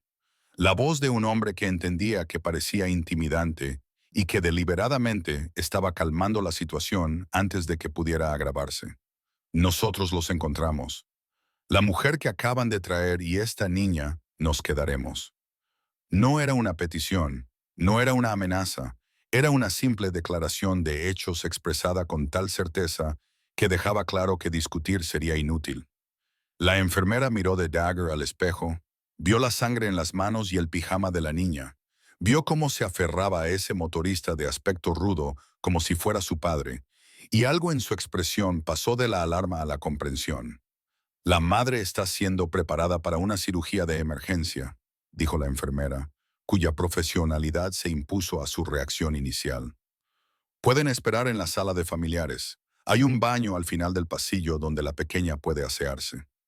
Los dirigió a una sala de espera con sillas de plástico atornilladas al suelo. Luces fluorescentes que zumbaban débilmente en el techo y el olor a desinfectante y café malo que impregna todos los hospitales de Estados Unidos. Dagger llevó primero a Meera al baño y la ayudó a lavarse la sangre de las manos con agua tibia y toallas de papel. Sus grandes manos llenas de cicatrices eran sorprendentemente delicadas mientras le limpiaba entre los pequeños dedos, hablándole suavemente todo el tiempo de nada y de todo. De lo valiente que era, de que los médicos eran los mejores del valle, de que su mamá era fuerte y de que los luchadores no se rinden. De vuelta en la sala de espera, Dagger se sentó en una de esas incómodas sillas de plástico y Meera se subió inmediatamente a su regazo, negándose a alejarse ni siquiera unos centímetros de él. Su mano encontró la de él y la agarró con una fuerza sorprendente para alguien tan pequeño, como si temiera que, si la soltaba, él pudiera desaparecer como parecían hacerlo todos los demás adultos de su vida. Este endurecido presidente de moteros, este hombre que había pasado décadas labrándose una reputación de alguien con quien no se podía jugar, que había cumplido condena y luchado en guerras, tanto literales como figuradas, estaba sentado allí, sosteniendo a una niña de 9 años aterrorizada y hablándole en un tono tan suave que Reaper y Shanes, que montaban guardia cerca, tenían que esforzarse para oírlo. Le contó historias sobre su propia hija, ahora adulta, y viviendo en Oregón, sobre la vez que se rompió el brazo al caerse de un columpio y lo asustado que se había quedado, pero lo fuerte que había sido ella. Le contó la primera vez que montó en moto y lo libre que se había sentido. Le contó todo lo posible para mantener su mente ocupada, para evitar que se ahogara en el miedo. Los médicos llevaron a Sarah rápidamente al quirófano 20 minutos después de su llegada. Y en el momento en que llevaron a su madre en silla de ruedas por la sala de espera hacia el quirófano, la frágil compostura de Myra se hizo añicos. Se abalanzó hacia adelante tratando de llegar hasta su madre, alzando la voz en un grito que atravesó el silencio estéril del hospital como una sirena. «Mamá, mamá, no me dejes. Por favor, no me dejes». Dagger la agarró, la atrajo hacia su pecho y le giró la cara hacia su hombro para que no viera a su madre desaparecer tras aquellas puertas dobles, para que no viera las 4 líneas, la máscara de oxígeno y todo el equipo médico que hacía que todo pareciera mucho más aterrador de lo que ya era. «Oye, mírame, espejo, mírame», dijo Dagger, con las manos a ambos lados de su cara, levantándole la cabeza para que sus ojos llenos de lágrimas se encontraran con los suyos. «La van a curar, eso es lo que hacen los médicos. Curan a la gente, le van a recomponer el brazo, detendrán la hemorragia y se asegurarán de que esté bien. Y te prometo por todo lo que tengo, que no me voy a ir a ningún sitio. Me quedaré aquí contigo hasta que se despierte». ¿Lo entiendes? Mera asintió, incapaz de hablar entre lágrimas, y Dagger la volvió a abrazar, meciéndola ligeramente en aquella incómoda silla de plástico. Su presencia era un muro sólido entre ella y el terror que amenazaba con consumirla. ¿Recuerdas cuando Mera envió ese mensaje de texto al número equivocado? En ese momento, quedó claro que era exactamente el número correcto. Pero mientras los médicos luchaban por salvar el brazo de Sarah en un quirófano 3 pisos más arriba, y Mabra finalmente lloraba hasta quedarse medio dormida contra el pecho de Dagger, Raven Holloway cometía el mayor error de su patética vida. El teléfono de Dagger vibró en su bolsillo y lo sacó con cuidado sin molestar a Mira. Vio el nombre del detective Morrison en la pantalla y respondió en voz baja. La voz de Thomas Morrison sonó seca y profesional. Necesitamos una descripción del agresor y una declaración. Tú eres quien lo ha denunciado. Dagger miró a Mira y luego a Reaper, que inmediatamente se acercó para hacerse cargo de la vigilancia si fuera necesario. Se llama Raven Holloway. Es el exnovio de Sarah, no sé muy bien qué. Es adicto, violento, le rompió el brazo porque ella no le dio dinero. El chico dijo que huyó cuando se dio cuenta de lo que había hecho. Proporcionó una descripción física basada en lo que Mira le había contado durante el trayecto. Altura, complexión, marcas distintivas. Pero Dagger no se limitó a llamar a la policía. Hizo otra llamada, esta vez al club, a los hermanos que ya estaban en alerta. Porque cuando el presidente se desplazaba con 3 hombres para una emergencia, toda la sección sabía que estaba ocurriendo algo grave. Raven Holloway, dijo Dagger por teléfono, con una voz más fría, más dura. Un yonki le ha roto el brazo a una mujer delante de su hija de 9 años. Quiero que lo encontréis esta noche. Quiero saber todos los agujeros en los que podría esconderse, todos los traficantes a los que compra, todos los lugares en los que se siente seguro. Y cuando lo encontréis, llamadme primero a mí. Que nadie lo toque. Eso es cosa de la policía. Pero quiero que lo encuentren. La respuesta fue inmediata y afirmativa, y Dagger sabía que en menos de una hora habría agentes registrando todas las casas de drogas conocidas, todas las casas de juego, todos los lugares a los que un adicto desesperado podría huir. Cuando el mundo se cerraba sobre él, la justicia comenzaba a tomar forma, lenta e inexorable como una tormenta que se avecina, y Raven Holloway ya no tenía ningún lugar donde esconderse. El detective Robert Morrison llevaba 16 años trabajando en casos de violencia doméstica en Iron Ridge Valley, lo suficiente como para reconocer patrones y saber que lo que parecía un incidente aislado casi nunca lo era. Cuando recibió la llamada sobre una mujer con un brazo destrozado y un niño encontrado por miembros de los Hells Angels, su primer instinto fue la sospecha. Los moteros no se topaban con situaciones de violencia doméstica por bondad. Siempre había un motivo, siempre una conexión, siempre algo que no cuadraba. Pero cuando empezó a buscar el nombre de Raven Holloway en el sistema, mientras conducía hacia St. Helena's, la imagen que surgió le hizo apretar la mandíbula con una ira familiar. Raven Holloway no era solo un tipo que había tenido una mala noche. Tenía un historial que parecía una recopilación de los mayores éxitos de la basura humana. 2 incidentes previos de violencia doméstica. Ambos cargos fueron retirados cuando las víctimas se negaron a testificar. 3 cargos por posesión de drogas, un arresto por agresión fuera de un bar que se redujo a alteración del orden público, una orden de alejamiento presentada y luego retirada.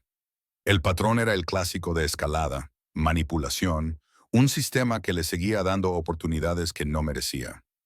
Mientras las mujeres pagaban el precio de sus fracasos, Morrison lo había visto cientos de veces y nunca le resultaba más fácil de digerir. Lo que hacía diferente este caso era la conexión con los Hells Angels, y eso fue lo que llevó a Morrison a la sala de urgencias a las 11:30 de la noche. Llevaba su placa de detective en el cinturón y ya tenía las preguntas preparadas.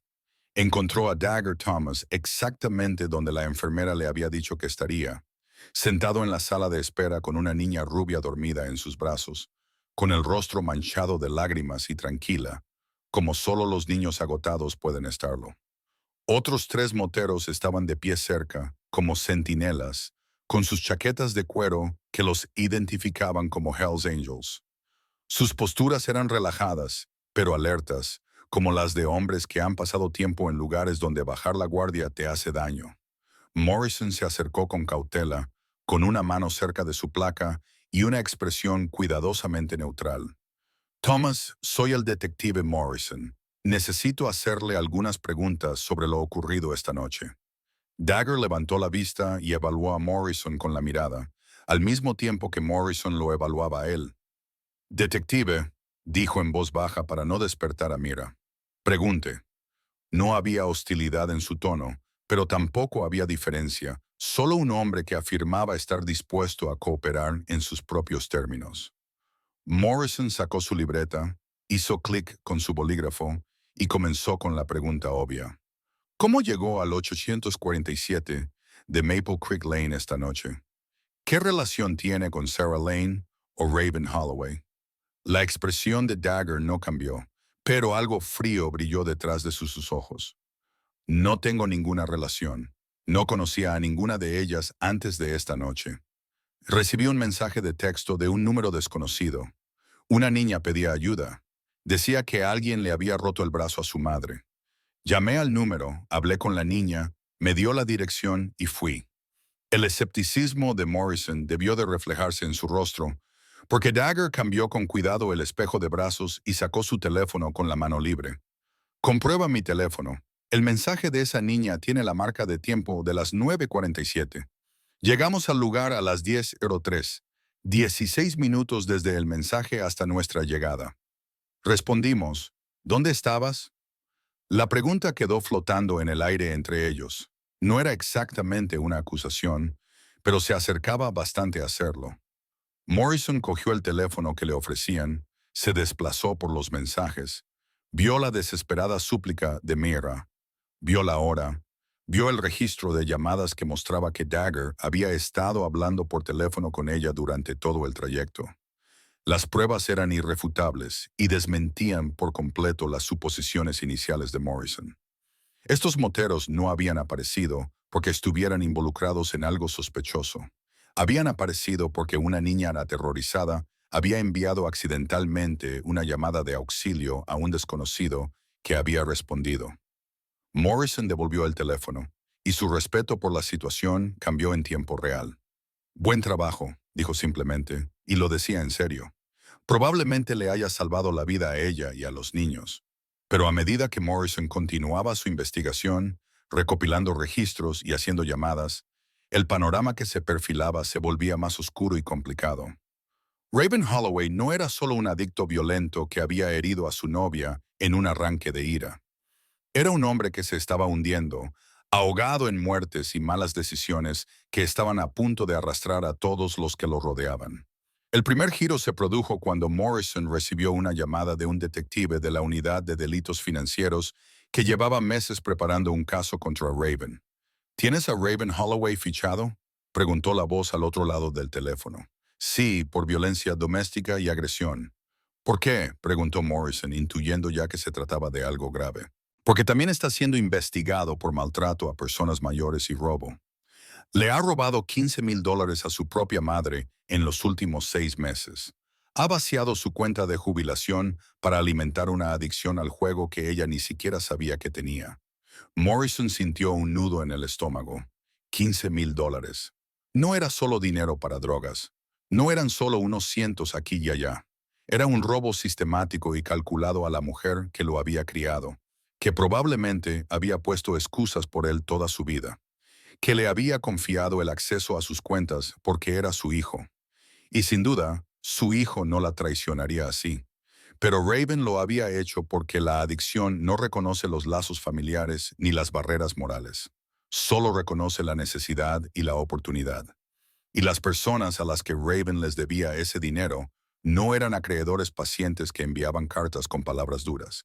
Eran el tipo de personas que cobraban las deudas con bates de béisbol y llaves de cruz, a quienes no les importaba si había una mujer y un niño en la casa cuando iban a cobrar.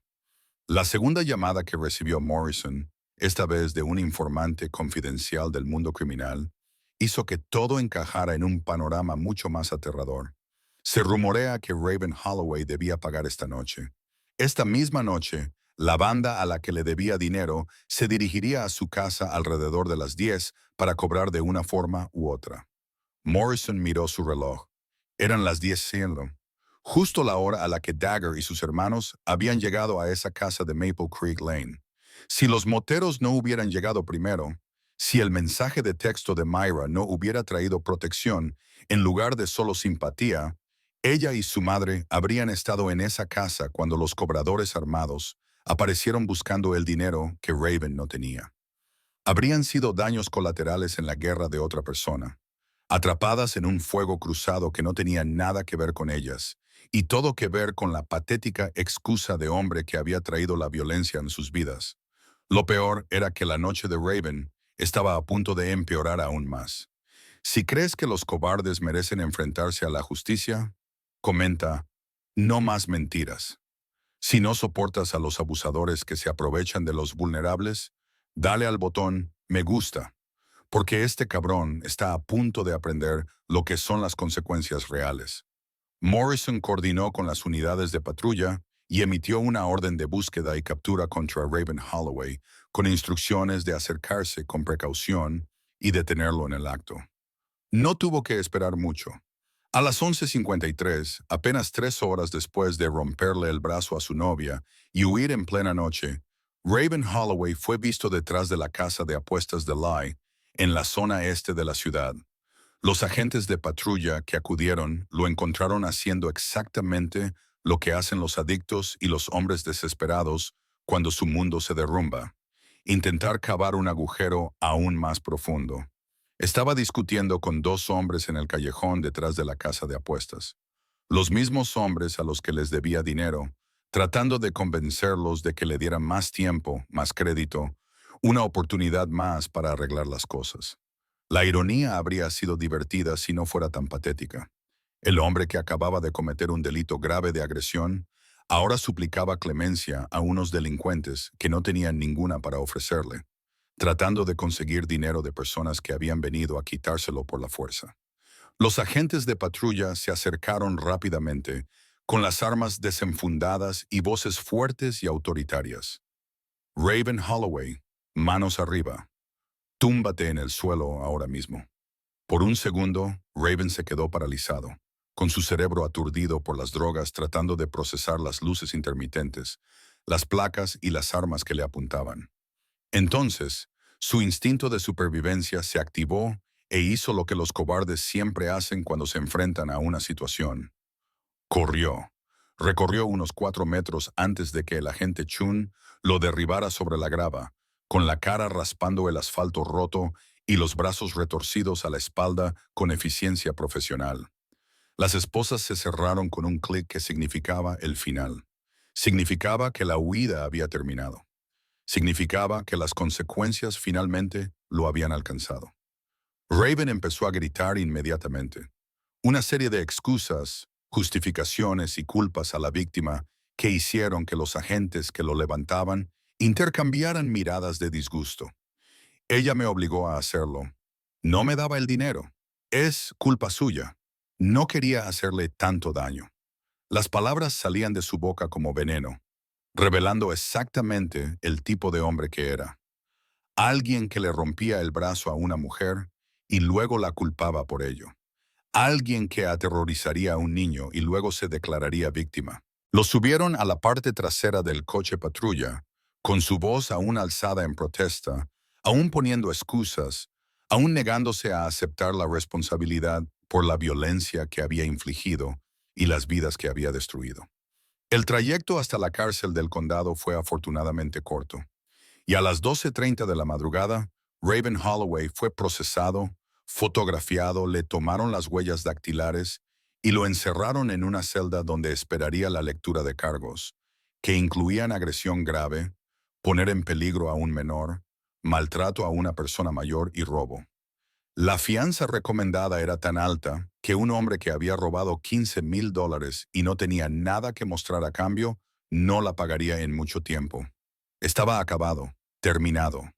El monstruo había sido capturado, encerrado y alejado de las vidas de las personas a las que había hecho daño. Pero el arresto de Raven era solo el comienzo de la nueva realidad de Sarah y Myra. Se había hecho justicia, se había derrotado al villano, pero el verdadero trabajo, la curación, la reconstrucción, el aprender a sentirse seguras de nuevo, eso acababa de empezar. Y se necesitaría algo más que esposas y celdas para reparar lo que se había roto en aquella cocina de Maple Creek Lane. El amanecer se posó sobre el Hospital St. Helena, como siempre lo hacía, indiferente a los dramas que se habían desarrollado durante la noche, indiferente a las vidas que se habían destrozado y salvado dentro de sus muros. La primera luz se colaba por las ventanas de la sala de espera, donde Dagger Thomas seguía sentado en la misma incómoda silla de plástico, con la espalda dolorida por pasar horas en la misma posición, con los brazos cuidadosamente acunando a una niña de 9 años que se negaba a soltarlo, incluso inconsciente. Mera estaba envuelta en su chaqueta de cuero como si fuera una manta. Las insignias y parches de los Hells Angels, que ponían nerviosa a la mayoría de la gente, ahora servían de seguridad para una niña que había perdido toda la sensación de seguridad que había conocido. Reaper había traído café alrededor de las 3:00 de la madrugada. Chains había consultado con las enfermeras cada hora para conocer las últimas noticias. Gunner había vuelto al club para ocuparse de algunas cosas y regresó al amanecer con ropa limpia para Mea y comida que nadie tenía ganas de comer. Habían velado como soldados de guardia porque eso es lo que hacen los hermanos. Y en algún momento de las largas y oscuras horas de esa noche, Mirror Lane se había convertido en alguien a quien valía la pena proteger. A las 6:47 de la mañana, una enfermera quirúrgica salió por las puertas dobles con la expresión que tienen los profesionales médicos cuando tienen buenas noticias, pero están demasiado agotados para sonreír. La familia de Sarah Lane, dijo en voz baja, y Dagger cambió con cuidado a Mira de posición en sus brazos mientras se ponía de pie, con los músculos protestando por el movimiento. Aquí mismo, dijo en voz baja. La enfermera lo miró de verdad, fijándose en el cuero, los parches, la imagen incongruente de este rudo motociclista sosteniendo a una niña dormida con sorprendente ternura, y algo en su rostro cansado se suavizó. La cirugía salió bien. Pudimos reparar la fractura compuesta con clavos y placas. Ahora está en recuperación, todavía aturdida por la anestesia. Pero pregunta por su hija. Dagger sintió cómo el alivio lo invadía como algo físico. Sintió que la tensión que había estado soportando durante 8 horas seguidas finalmente comenzaba a disminuir. ¿Podemos verla?, preguntó, y la enfermera asintió con la cabeza, guiándolos a través de pasillos que olían a antiséptico y cera para pisos, a través del tranquilo hospital matutino donde el turno de noche estaba terminando y el turno de día apenas comenzaba. Llegaron a una sala de recuperación donde Sarah Lane yacía recostada en una cama de hospital. Tenía el brazo izquierdo vendado y una férula temporal para las vías que le salían del brazo derecho. Su rostro estaba pálido y demacrado, pero estaba viva, consciente, presente. Sus ojos estaban desenfocados por los medicamentos y escudriñaban la habitación con confusión hasta que se posaron en Meira. Entonces, su expresión se agudizó y se convirtió en una necesidad maternal desesperada. Meira. La voz de Sarah sonó ronca y quebrada, y el sonido de la voz de su madre despertó a Meira al instante. Los ojos de la niña se abrieron de par en par. Tardó un momento en orientarse, y luego se escabulló de los brazos de Dagger y corrió hacia la cama de su madre, con un grito que era mitad sollozo, mitad alivio. «Mamá, mamá, ¿estás bien? ¿Estás despierta?» Sarah rodeó a su hija con su brazo bueno y la atrajo hacia sí, y ambas se disolvieron en lágrimas que no tenían nada que ver con el dolor, y todo que ver con la supervivencia, con estar vivas cuando tan fácilmente podrían haber muerto, con tener la una a la otra cuando la noche podría haberlo robado todo. Dagger se apartó, dejándoles espacio, pero los ojos de Sarah lo encontraron por encima de la cabeza de Myra. La confusión sustituyó al alivio mientras intentaba reconstruir cómo había llegado allí. ¿Quién era ese hombre? ¿Por qué su hija estaba envuelta en una chaqueta de los Hells Angels? «No lo entiendo», dijo Sarah, con voz débil pero decidida. ¿Quién eres? ¿Qué ha pasado? Mera se giró en los brazos de su madre, con una mano aún agarrada a la bata de hospital de Sarah. Este es Dagger, mamá. Le envié un mensaje a la tía Lisa, pero me equivoqué de número y se lo envié a él, y él vino y nos salvó y se quedó conmigo toda la noche. Las palabras salieron a borbotones. Todo se derramó de golpe y la confusión de Sarah se convirtió en algo parecido al shock. Dagger dio un paso adelante, con movimientos lentos y nada amenazantes, y con la misma voz suave que había usado con Mera durante la larga noche oscura. Señora, me llamo Dagger Thomas. Su hija envió un mensaje pidiendo ayuda. El mensaje me llegó por error. Respondí. Mis hermanos y yo llegamos a su casa, la encontramos inconsciente. Llamamos a la ambulancia y nos aseguramos de que su hija pequeña no estuviera sola. Lo dijo con sencillez, con naturalidad, como si fuera lo más normal del mundo, como si cualquiera hubiera hecho lo mismo, aunque ambos sabían que eso no era cierto. Sarah lo miró fijamente, tratando de conciliar el cuero, los parches y la reputación que había oído susurrar sobre los Hells Angels con la realidad de un hombre que había pasado toda la noche protegiendo a su hija. Las lágrimas que ahora corrían por las mejillas de Sarah eran diferentes. No eran de alivio ni de dolor, sino de una gratitud abrumadora mezclada con incredulidad y algo que podría haber sido vergüenza por el hecho de que un desconocido tuviera que salvarlas cuando el hombre que decía amarla había sido quien la había destrozado. Tu hija os salvó la vida a las dos, dijo Dagger, y su voz transmitía una convicción absoluta. Es la niña más valiente que he conocido. Mantuvo la cabeza fría cuando todo se desmoronaba. Buscó ayuda. Se quedó contigo. No se rindió. La has criado bien, señora. Deberías estar orgullosa.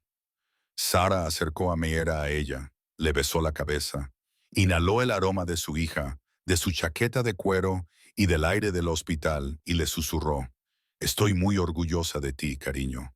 Muy, muy orgullosa». Una hora más tarde, los médicos llegaron con buenas noticias, atenuadas por la realidad. El doctor Patel, el cirujano ortopédico que había pasado 4 horas reconstruyendo el brazo de Sara, explicó que la operación había sido un éxito, que los huesos estaban colocados y estabilizados y que, con fisioterapia, con el tiempo recuperaría la mayor parte de su funcionalidad. Tienes mucha suerte, dijo el doctor Patel. Suerte no parecía la palabra adecuada para una mujer a la que alguien que decía amarla le había destrozado el brazo. La fractura era grave, pero llegamos a tiempo. 1 hora más de retraso y podríamos haber tenido que enfrentarnos a un daño nervioso permanente o algo peor.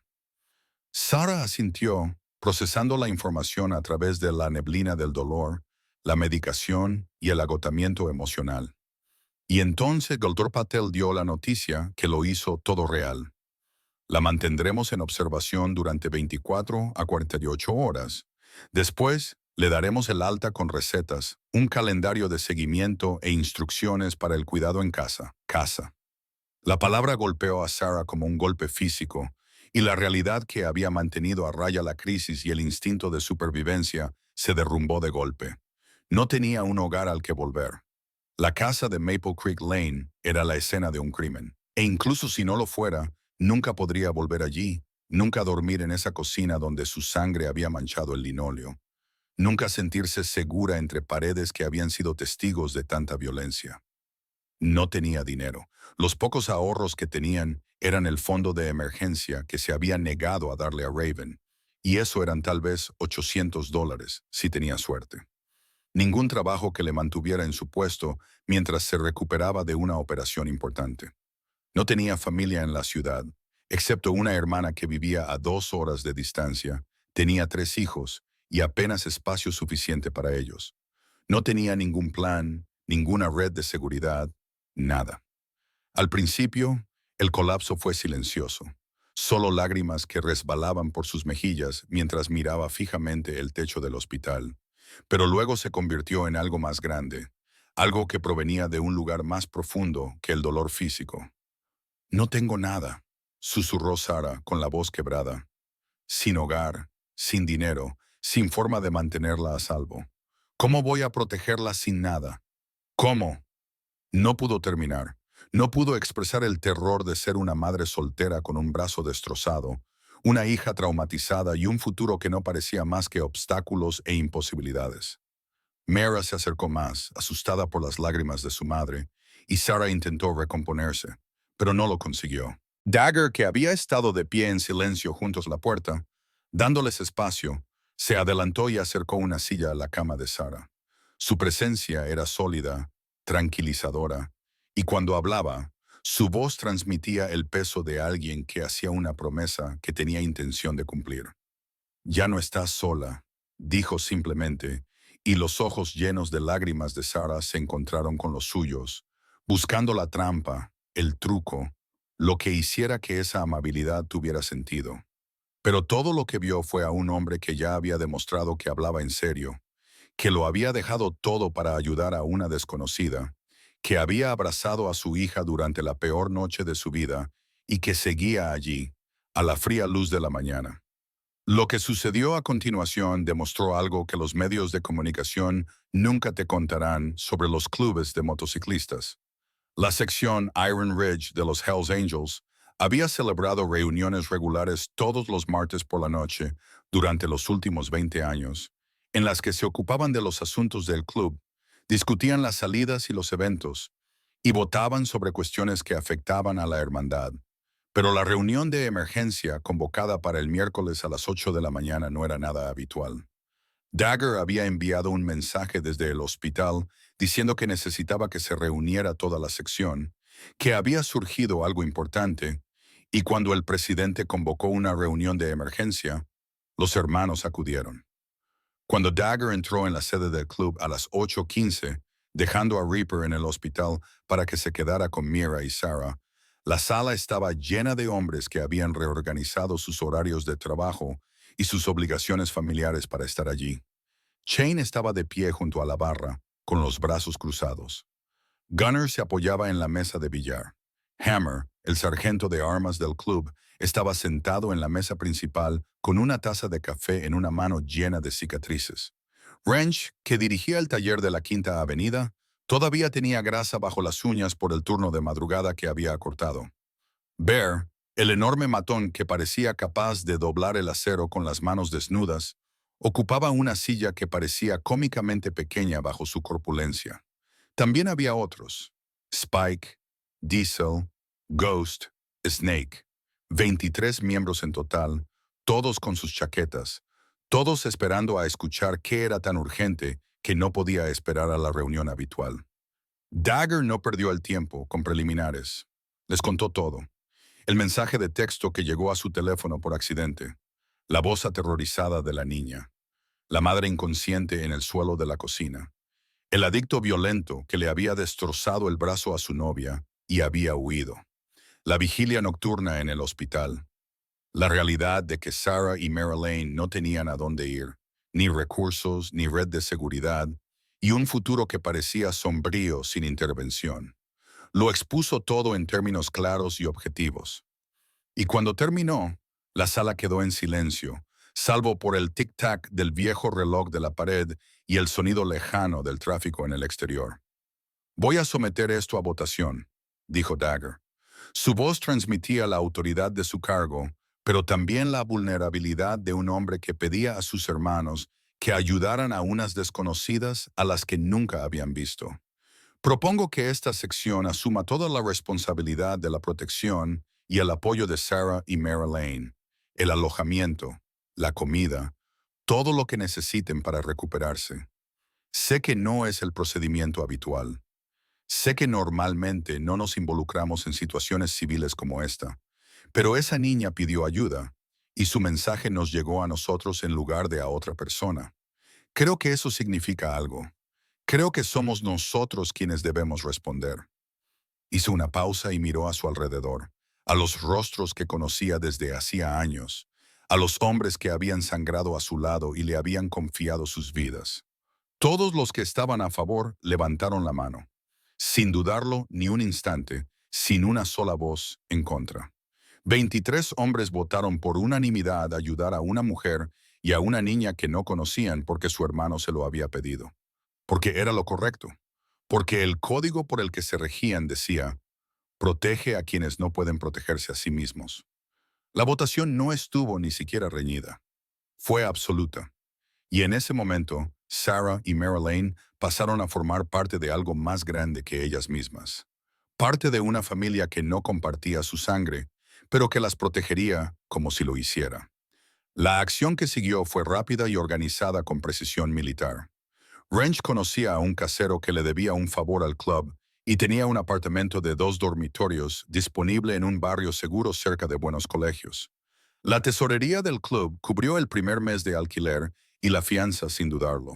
Los miembros comenzaron a aparecer con donaciones, muebles de trasteros, ropa que ya no les valía a sus hijos, comestibles y artículos para el hogar, y todo lo que una familia necesitaría para empezar de nuevo.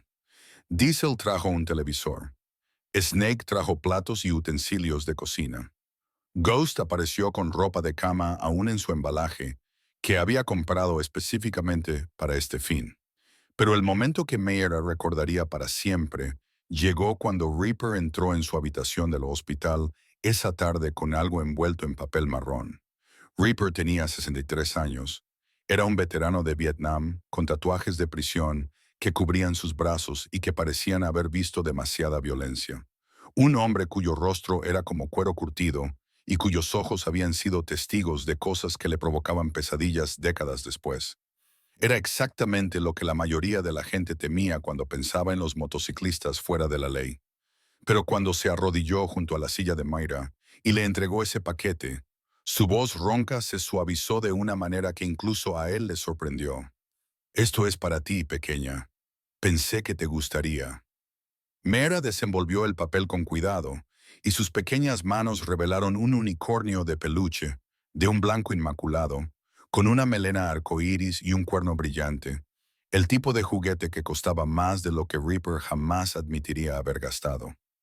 Abrió mucho los ojos y lo apretó contra su pecho como si fuera de oro. Todas las niñas merecen sentirse seguras, dijo Reaper, con la voz ronca por la emoción. No se molestó en ocultarlo. Esto es solo el comienzo. Ahora tienes toda una familia, pequeña. Nosotros cuidamos de los nuestros. Pero el apoyo de la hermandad iba más allá de las cosas materiales. Dagger hizo llamadas, movió hilos y pidió favores acumulados a lo largo de años de trabajo en el complicado ecosistema de Iron Ridge Valley. Wrench necesitaba un gerente de oficina a tiempo parcial en su taller. Alguien que se encargara del papeleo y la programación. Alguien que pudiera trabajar con horario flexible mientras se recuperaba de una lesión y cuidaba de su hija. El sueldo era justo, el horario razonable y el puesto conllevaba la protección implícita de estar empleado por una empresa afiliada a los Hells Angels, lo que significaba que nadie con malas intenciones se acercaría a causar problemas.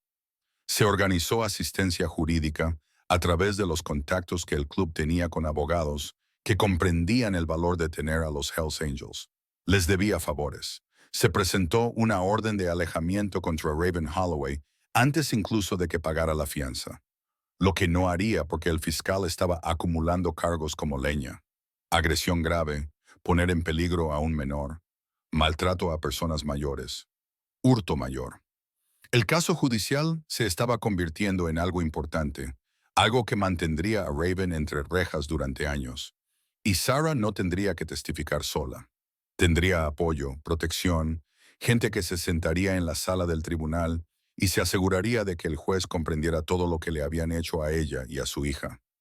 Ese mensaje de texto enviado por error no solo les salvó la vida aquella noche, les dio un futuro, les dio esperanza, les dio algo en lo que Sarah había dejado de creer. Una comunidad que se preocupaba, que estaba ahí, que convertía las palabras en acciones y las promesas en realidad. 3 meses son una eternidad y nada cuando estás reconstruyendo tu vida desde las cenizas. Para Sarah y Marilyn, esos 90 días entre la peor noche de sus vidas y la fiesta del 10º cumpleaños de Mayra fueron un ejemplo de transformación. Las pesadillas no desaparecieron de la noche a la mañana. El miedo no se desvaneció con la orden de alejamiento. Pero poco a poco, día a día, hora a hora, aprendieron lo que era respirar sin terror. dormir sin escuchar pasos, existir en un espacio donde la violencia no acechaba en cada esquina esperando estallar. El brazo de Sarah se curó mejor de lo que los médicos habían pronosticado inicialmente. La fisioterapia fue brutal. Los ejercicios eran dolorosos, pero se enfrentó a la recuperación con la misma determinación que la había mantenido viva durante los años en que sobrevivió a Raven Holloway. Al cabo de 2 meses, había recuperado casi toda su movilidad. Al cabo de 3 meses, trabajaba a tiempo completo en el taller de Wrench, encargándose de la programación, los pedidos de piezas y la atención al cliente con una eficiencia que hacía que Wrench se preguntara cómo había podido arreglárselas sin ella. Era buena en su trabajo, buena con la gente, buena creando orden a partir del caos. El sueldo no era enorme, pero era estable, honesto y venía acompañado de un seguro médico y la seguridad de saber que sus jefes eran ahora su familia en todos los sentidos que importaban. Meera prosperó de una manera que llenó el corazón de Sarah de gratitud. Nueva escuela, nuevos amigos, nuevo terapeuta, especializado en traumas infantiles, que la ayudó a procesar lo que había sucedido sin dejar que eso definiera quién estaba llegando a ser.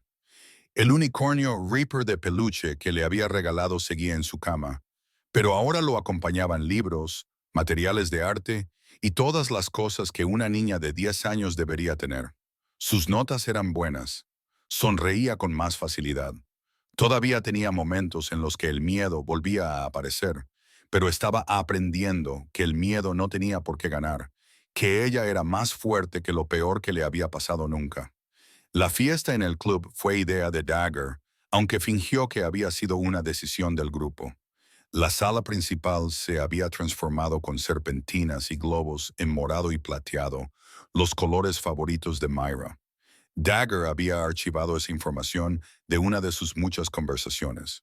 Había una tarta de la buena pastelería de Main Street, decorada con unicornios y arcoíris, porque Reaper había insistido, y nadie discutía con Reaper sobre cosas relacionadas con Mira. Los socios del club acudieron con sus esposas, sus novias y sus propios hijos, que corrían por el club como si fuera cualquier otra reunión familiar, porque eso era exactamente lo que era.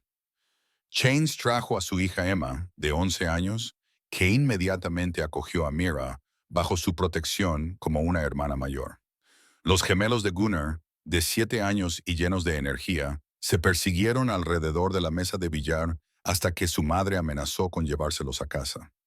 La esposa de Bear trajo galletas caseras que desaparecieron en cuestión de minutos. Diesel apareció con un coche teledirigido que hizo que los niños chillaran de alegría. Era un caos, un ruido y unas risas. El tipo de celebración que se sentía normal y segura, y exactamente lo que se suponía que debían ser las fiestas de cumpleaños infantiles. Sarah se quedó cerca de la mesa de la comida, observando a su hija jugar con los demás niños. Observando a esos hombres rudos, a los que el mundo tildaba de peligrosos, tratar a Mira como si fuera preciosa y frágil y digna de protección. La esposa de Wrench se fijó en las lágrimas de Sarah y le apretó el hombro. «Son buenos hombres», le dijo en voz baja. «Una vez que eres de la familia para siempre. Ahora eres una de los nuestros». Y Sarah asintió porque no podía hablar con el nudo que tenía en la garganta. No podía expresar lo que significaba pasar de no tener nada, ni ningún lugar a tener esta comunidad, seguridad, pertenencia. Cuando cortaron el pastel, apagaron las velas y abrieron los regalos, Dagger se acercó a Mira con un último regalo. Era pequeño, envuelto de forma sencilla, y cuando ella rasgó el papel, encontró un teléfono. Nada lujoso, nada caro, pero nuevo y completamente cargado. «Mira los contactos», dijo Dagger, arrodillándose a su altura como había hecho aquella primera noche en la que ella había abierto la puerta cubierta con la sangre de su madre. Mera navegó hasta la lista de contactos y vio un nombre guardado. Tío Dagger. Su rostro se iluminó con comprensión y alegría. «Si alguna vez necesitas algo, llámame», dijo Dagger, con voz seria a pesar del ruido de la fiesta a su alrededor. «De día o de noche, no importa la hora, no importa lo que sea, llámame». Esta vez no habría números equivocados. Mira le echó los brazos al cuello con el afecto espontáneo de una niña que había aprendido que este hombre era de fiar, que decía lo que pensaba y que había demostrado durante 3 meses que no se iba a ir a ninguna parte. «Eres mi héroe», le susurró ella al oído, y Dagger sintió que algo se rompía en su pecho, algo que creía que se había calcificado hacía años.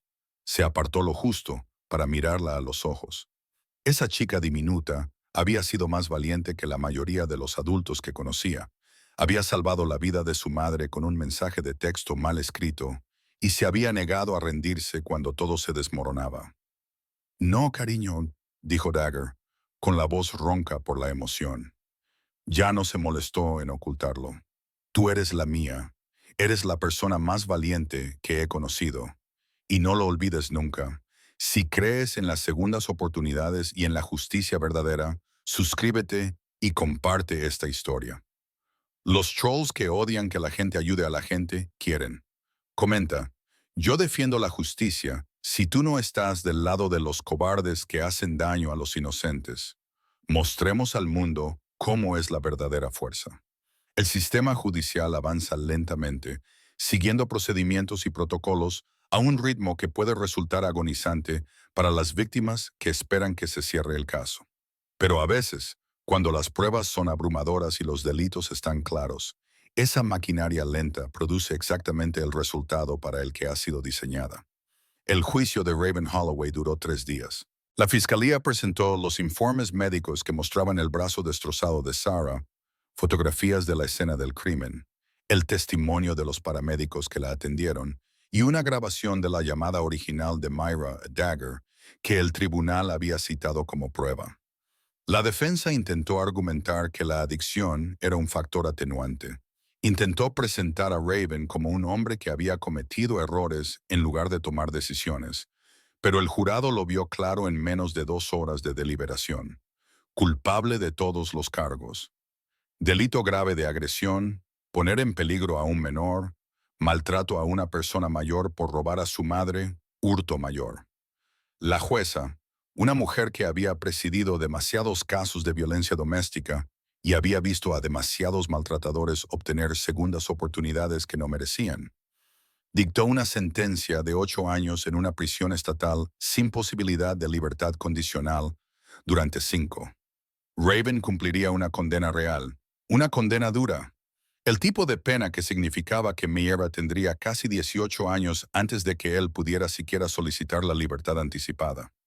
Sarah estaba sentada en la sala del tribunal con Dagger a su lado cuando se leyó la sentencia. Y por primera vez desde aquella noche en la cocina, sintió algo que podría haber sido paz. No alegría. Había demasiado trauma para sentir alegría, pero sí una tranquila satisfacción al saber que se había hecho justicia, que su hija estaba a salvo, que el monstruo había sido finalmente encerrado. La vida siguió adelante como lo hace cuando ya no solo sobrevives, sino que realmente vives. La competencia y la ética de trabajo de Sarah en el taller no pasaron desapercibidas. 6 meses después de empezar como gerente de oficina, Wrench la ascendió a gerente de tienda, poniéndola a cargo de las operaciones y dándole un aumento lo suficientemente sustancial como para que empezara a buscar casas en lugar de apartamentos. Un año después de aquella terrible noche, dio la entrada para una pequeña casa de 2 dormitorios a 3 manzanas de la escuela de Myra, con un jardín lo suficientemente grande como para tener un huerto y un porche delantero donde sentarse en las tardes de verano. No era gran cosa según algunos estándares, pero era suya, verdaderamente suya, comprada con trabajo honrado y llena de seguridad. Myra floreció de una manera que aún dejaba sin aliento a Sarah. Cada semestre obtenía matrícula de honor. Era presidenta del consejo estudiantil de su escuela secundaria. Hacía voluntariado en el Hospital Saint Helena los fines de semana. Empujaba carritos de revistas y hablaba con los pacientes, y le decía a cualquiera que le preguntara que quería ser enfermera algún día porque las enfermeras habían cuidado de su madre cuando todo estaba destrozado. El trauma no había desaparecido. Seguía acudiendo al terapeuta una vez al mes, seguía teniendo pesadillas ocasionales, pero eso tampoco la definía. Había tomado la peor experiencia de su joven vida y de alguna manera la había transformado en compasión, en un impulso por ayudar a los demás, en una fuerza que le serviría para el resto de su vida. La sección Iron Ridge de los Hells Angels siguió siendo lo que se había convertido aquella primera noche, una familia ampliada. Dagger acudía a las obras de teatro y a las ferias de ciencias de Myra. Reaper le enseñó a cambiar una rueda y a revisar su bicicleta. La hija de Shane, Emma, se convirtió en su mejor amiga. Los clubes celebraban sus cumpleaños, acudían a sus graduaciones, eran una red de seguridad y un sistema de apoyo que nunca flaqueaba. No eran la familia en la que había nacido, pero eran la familia que le habían dado, y eso resultó valer más que la sangre. Esta historia no trata de moteros, bandas o estereotipos que a los medios de comunicación les encanta perpetuar. No trata de parches, motocicletas o las etiquetas que la sociedad utiliza para clasificar a las personas en categorías bien definidas de buenos y malos. Esta historia trata de una niña de 9 años aterrorizada que pidió ayuda en el momento más oscuro de su vida y de un hombre que decidió responderle a pesar de que no tenía ninguna obligación, ninguna conexión, ninguna razón, excepto que era lo correcto. Trata de cómo a veces los héroes no llevan insignias, capas ni uniformes. A veces visten de cuero y parches y conducen Harleys en plena noche cuando un desconocido necesita ayuda. Trata de cómo la familia no siempre son las personas con las que naces. No siempre se define por la genética compartida o los apellidos que figuran en los documentos legales. A veces, la familia son las personas que aparecen cuando no tienes nada. Las que se quedan cuando las cosas se ponen difíciles. Las que demuestran con hechos, en lugar de palabras, que eres importante, que mereces ser protegido, que no estás solo en este mundo. Se trata de como un momento de valentía. Una niña pequeña que escribe un mensaje desesperado con manos temblorosas. Un presidente motero que decide responder en lugar de ignorar. Una hermandad que decide defender a personas que nunca ha conocido puede cambiar por completo la trayectoria de vidas que parecían destinadas a la tragedia. Si esta historia te ha emocionado, si crees en la protección de los inocentes, independientemente de la insignia que lleve alguien o de las suposiciones que la sociedad haga sobre ellos, dale a suscribirse y comparte este video. Comenta qué significa para ti la justicia, porque historias como la de Myris merecen ser escuchadas y difundidas, y personas como Raven merecen ser expuestas tal y como son. Cobardes que se aprovechan de los vulnerables y luego se hacen las víctimas cuando finalmente llegan las consecuencias. Mostremos al mundo cómo es la verdadera fuerza. No la fuerza para hacer daño a los más débiles, sino la fuerza para protegerlos. No la fuerza para huir cuando las cosas se ponen difíciles, sino la fuerza para responder cuando alguien pide ayuda, incluso cuando esa llamada estaba destinada a otra persona. Porque al final, el mensaje de texto de Myra no se envió al número equivocado. Se envió exactamente al número correcto. A un hombre que entendía que ser fuerte significa proteger a los débiles, que llevar colores significa vivir según un código, que la hermandad significa estar presente cuando más se necesita. Ese mensaje, esas 12 palabras desesperadas escritas por una niña aterrorizada, viajó a través del espacio digital y llegó a las manos de alguien que decidió ser un héroe cuando podría haberse limitado a ser un mero espectador. Y esa elección, esa única decisión de responder, de reaccionar, de preocuparse, creó una onda expansiva que lo cambió todo. Por favor, ayúdame. Le ha roto el brazo a mi madre. Mamá no se despierta. Tengo miedo. Voy para allá.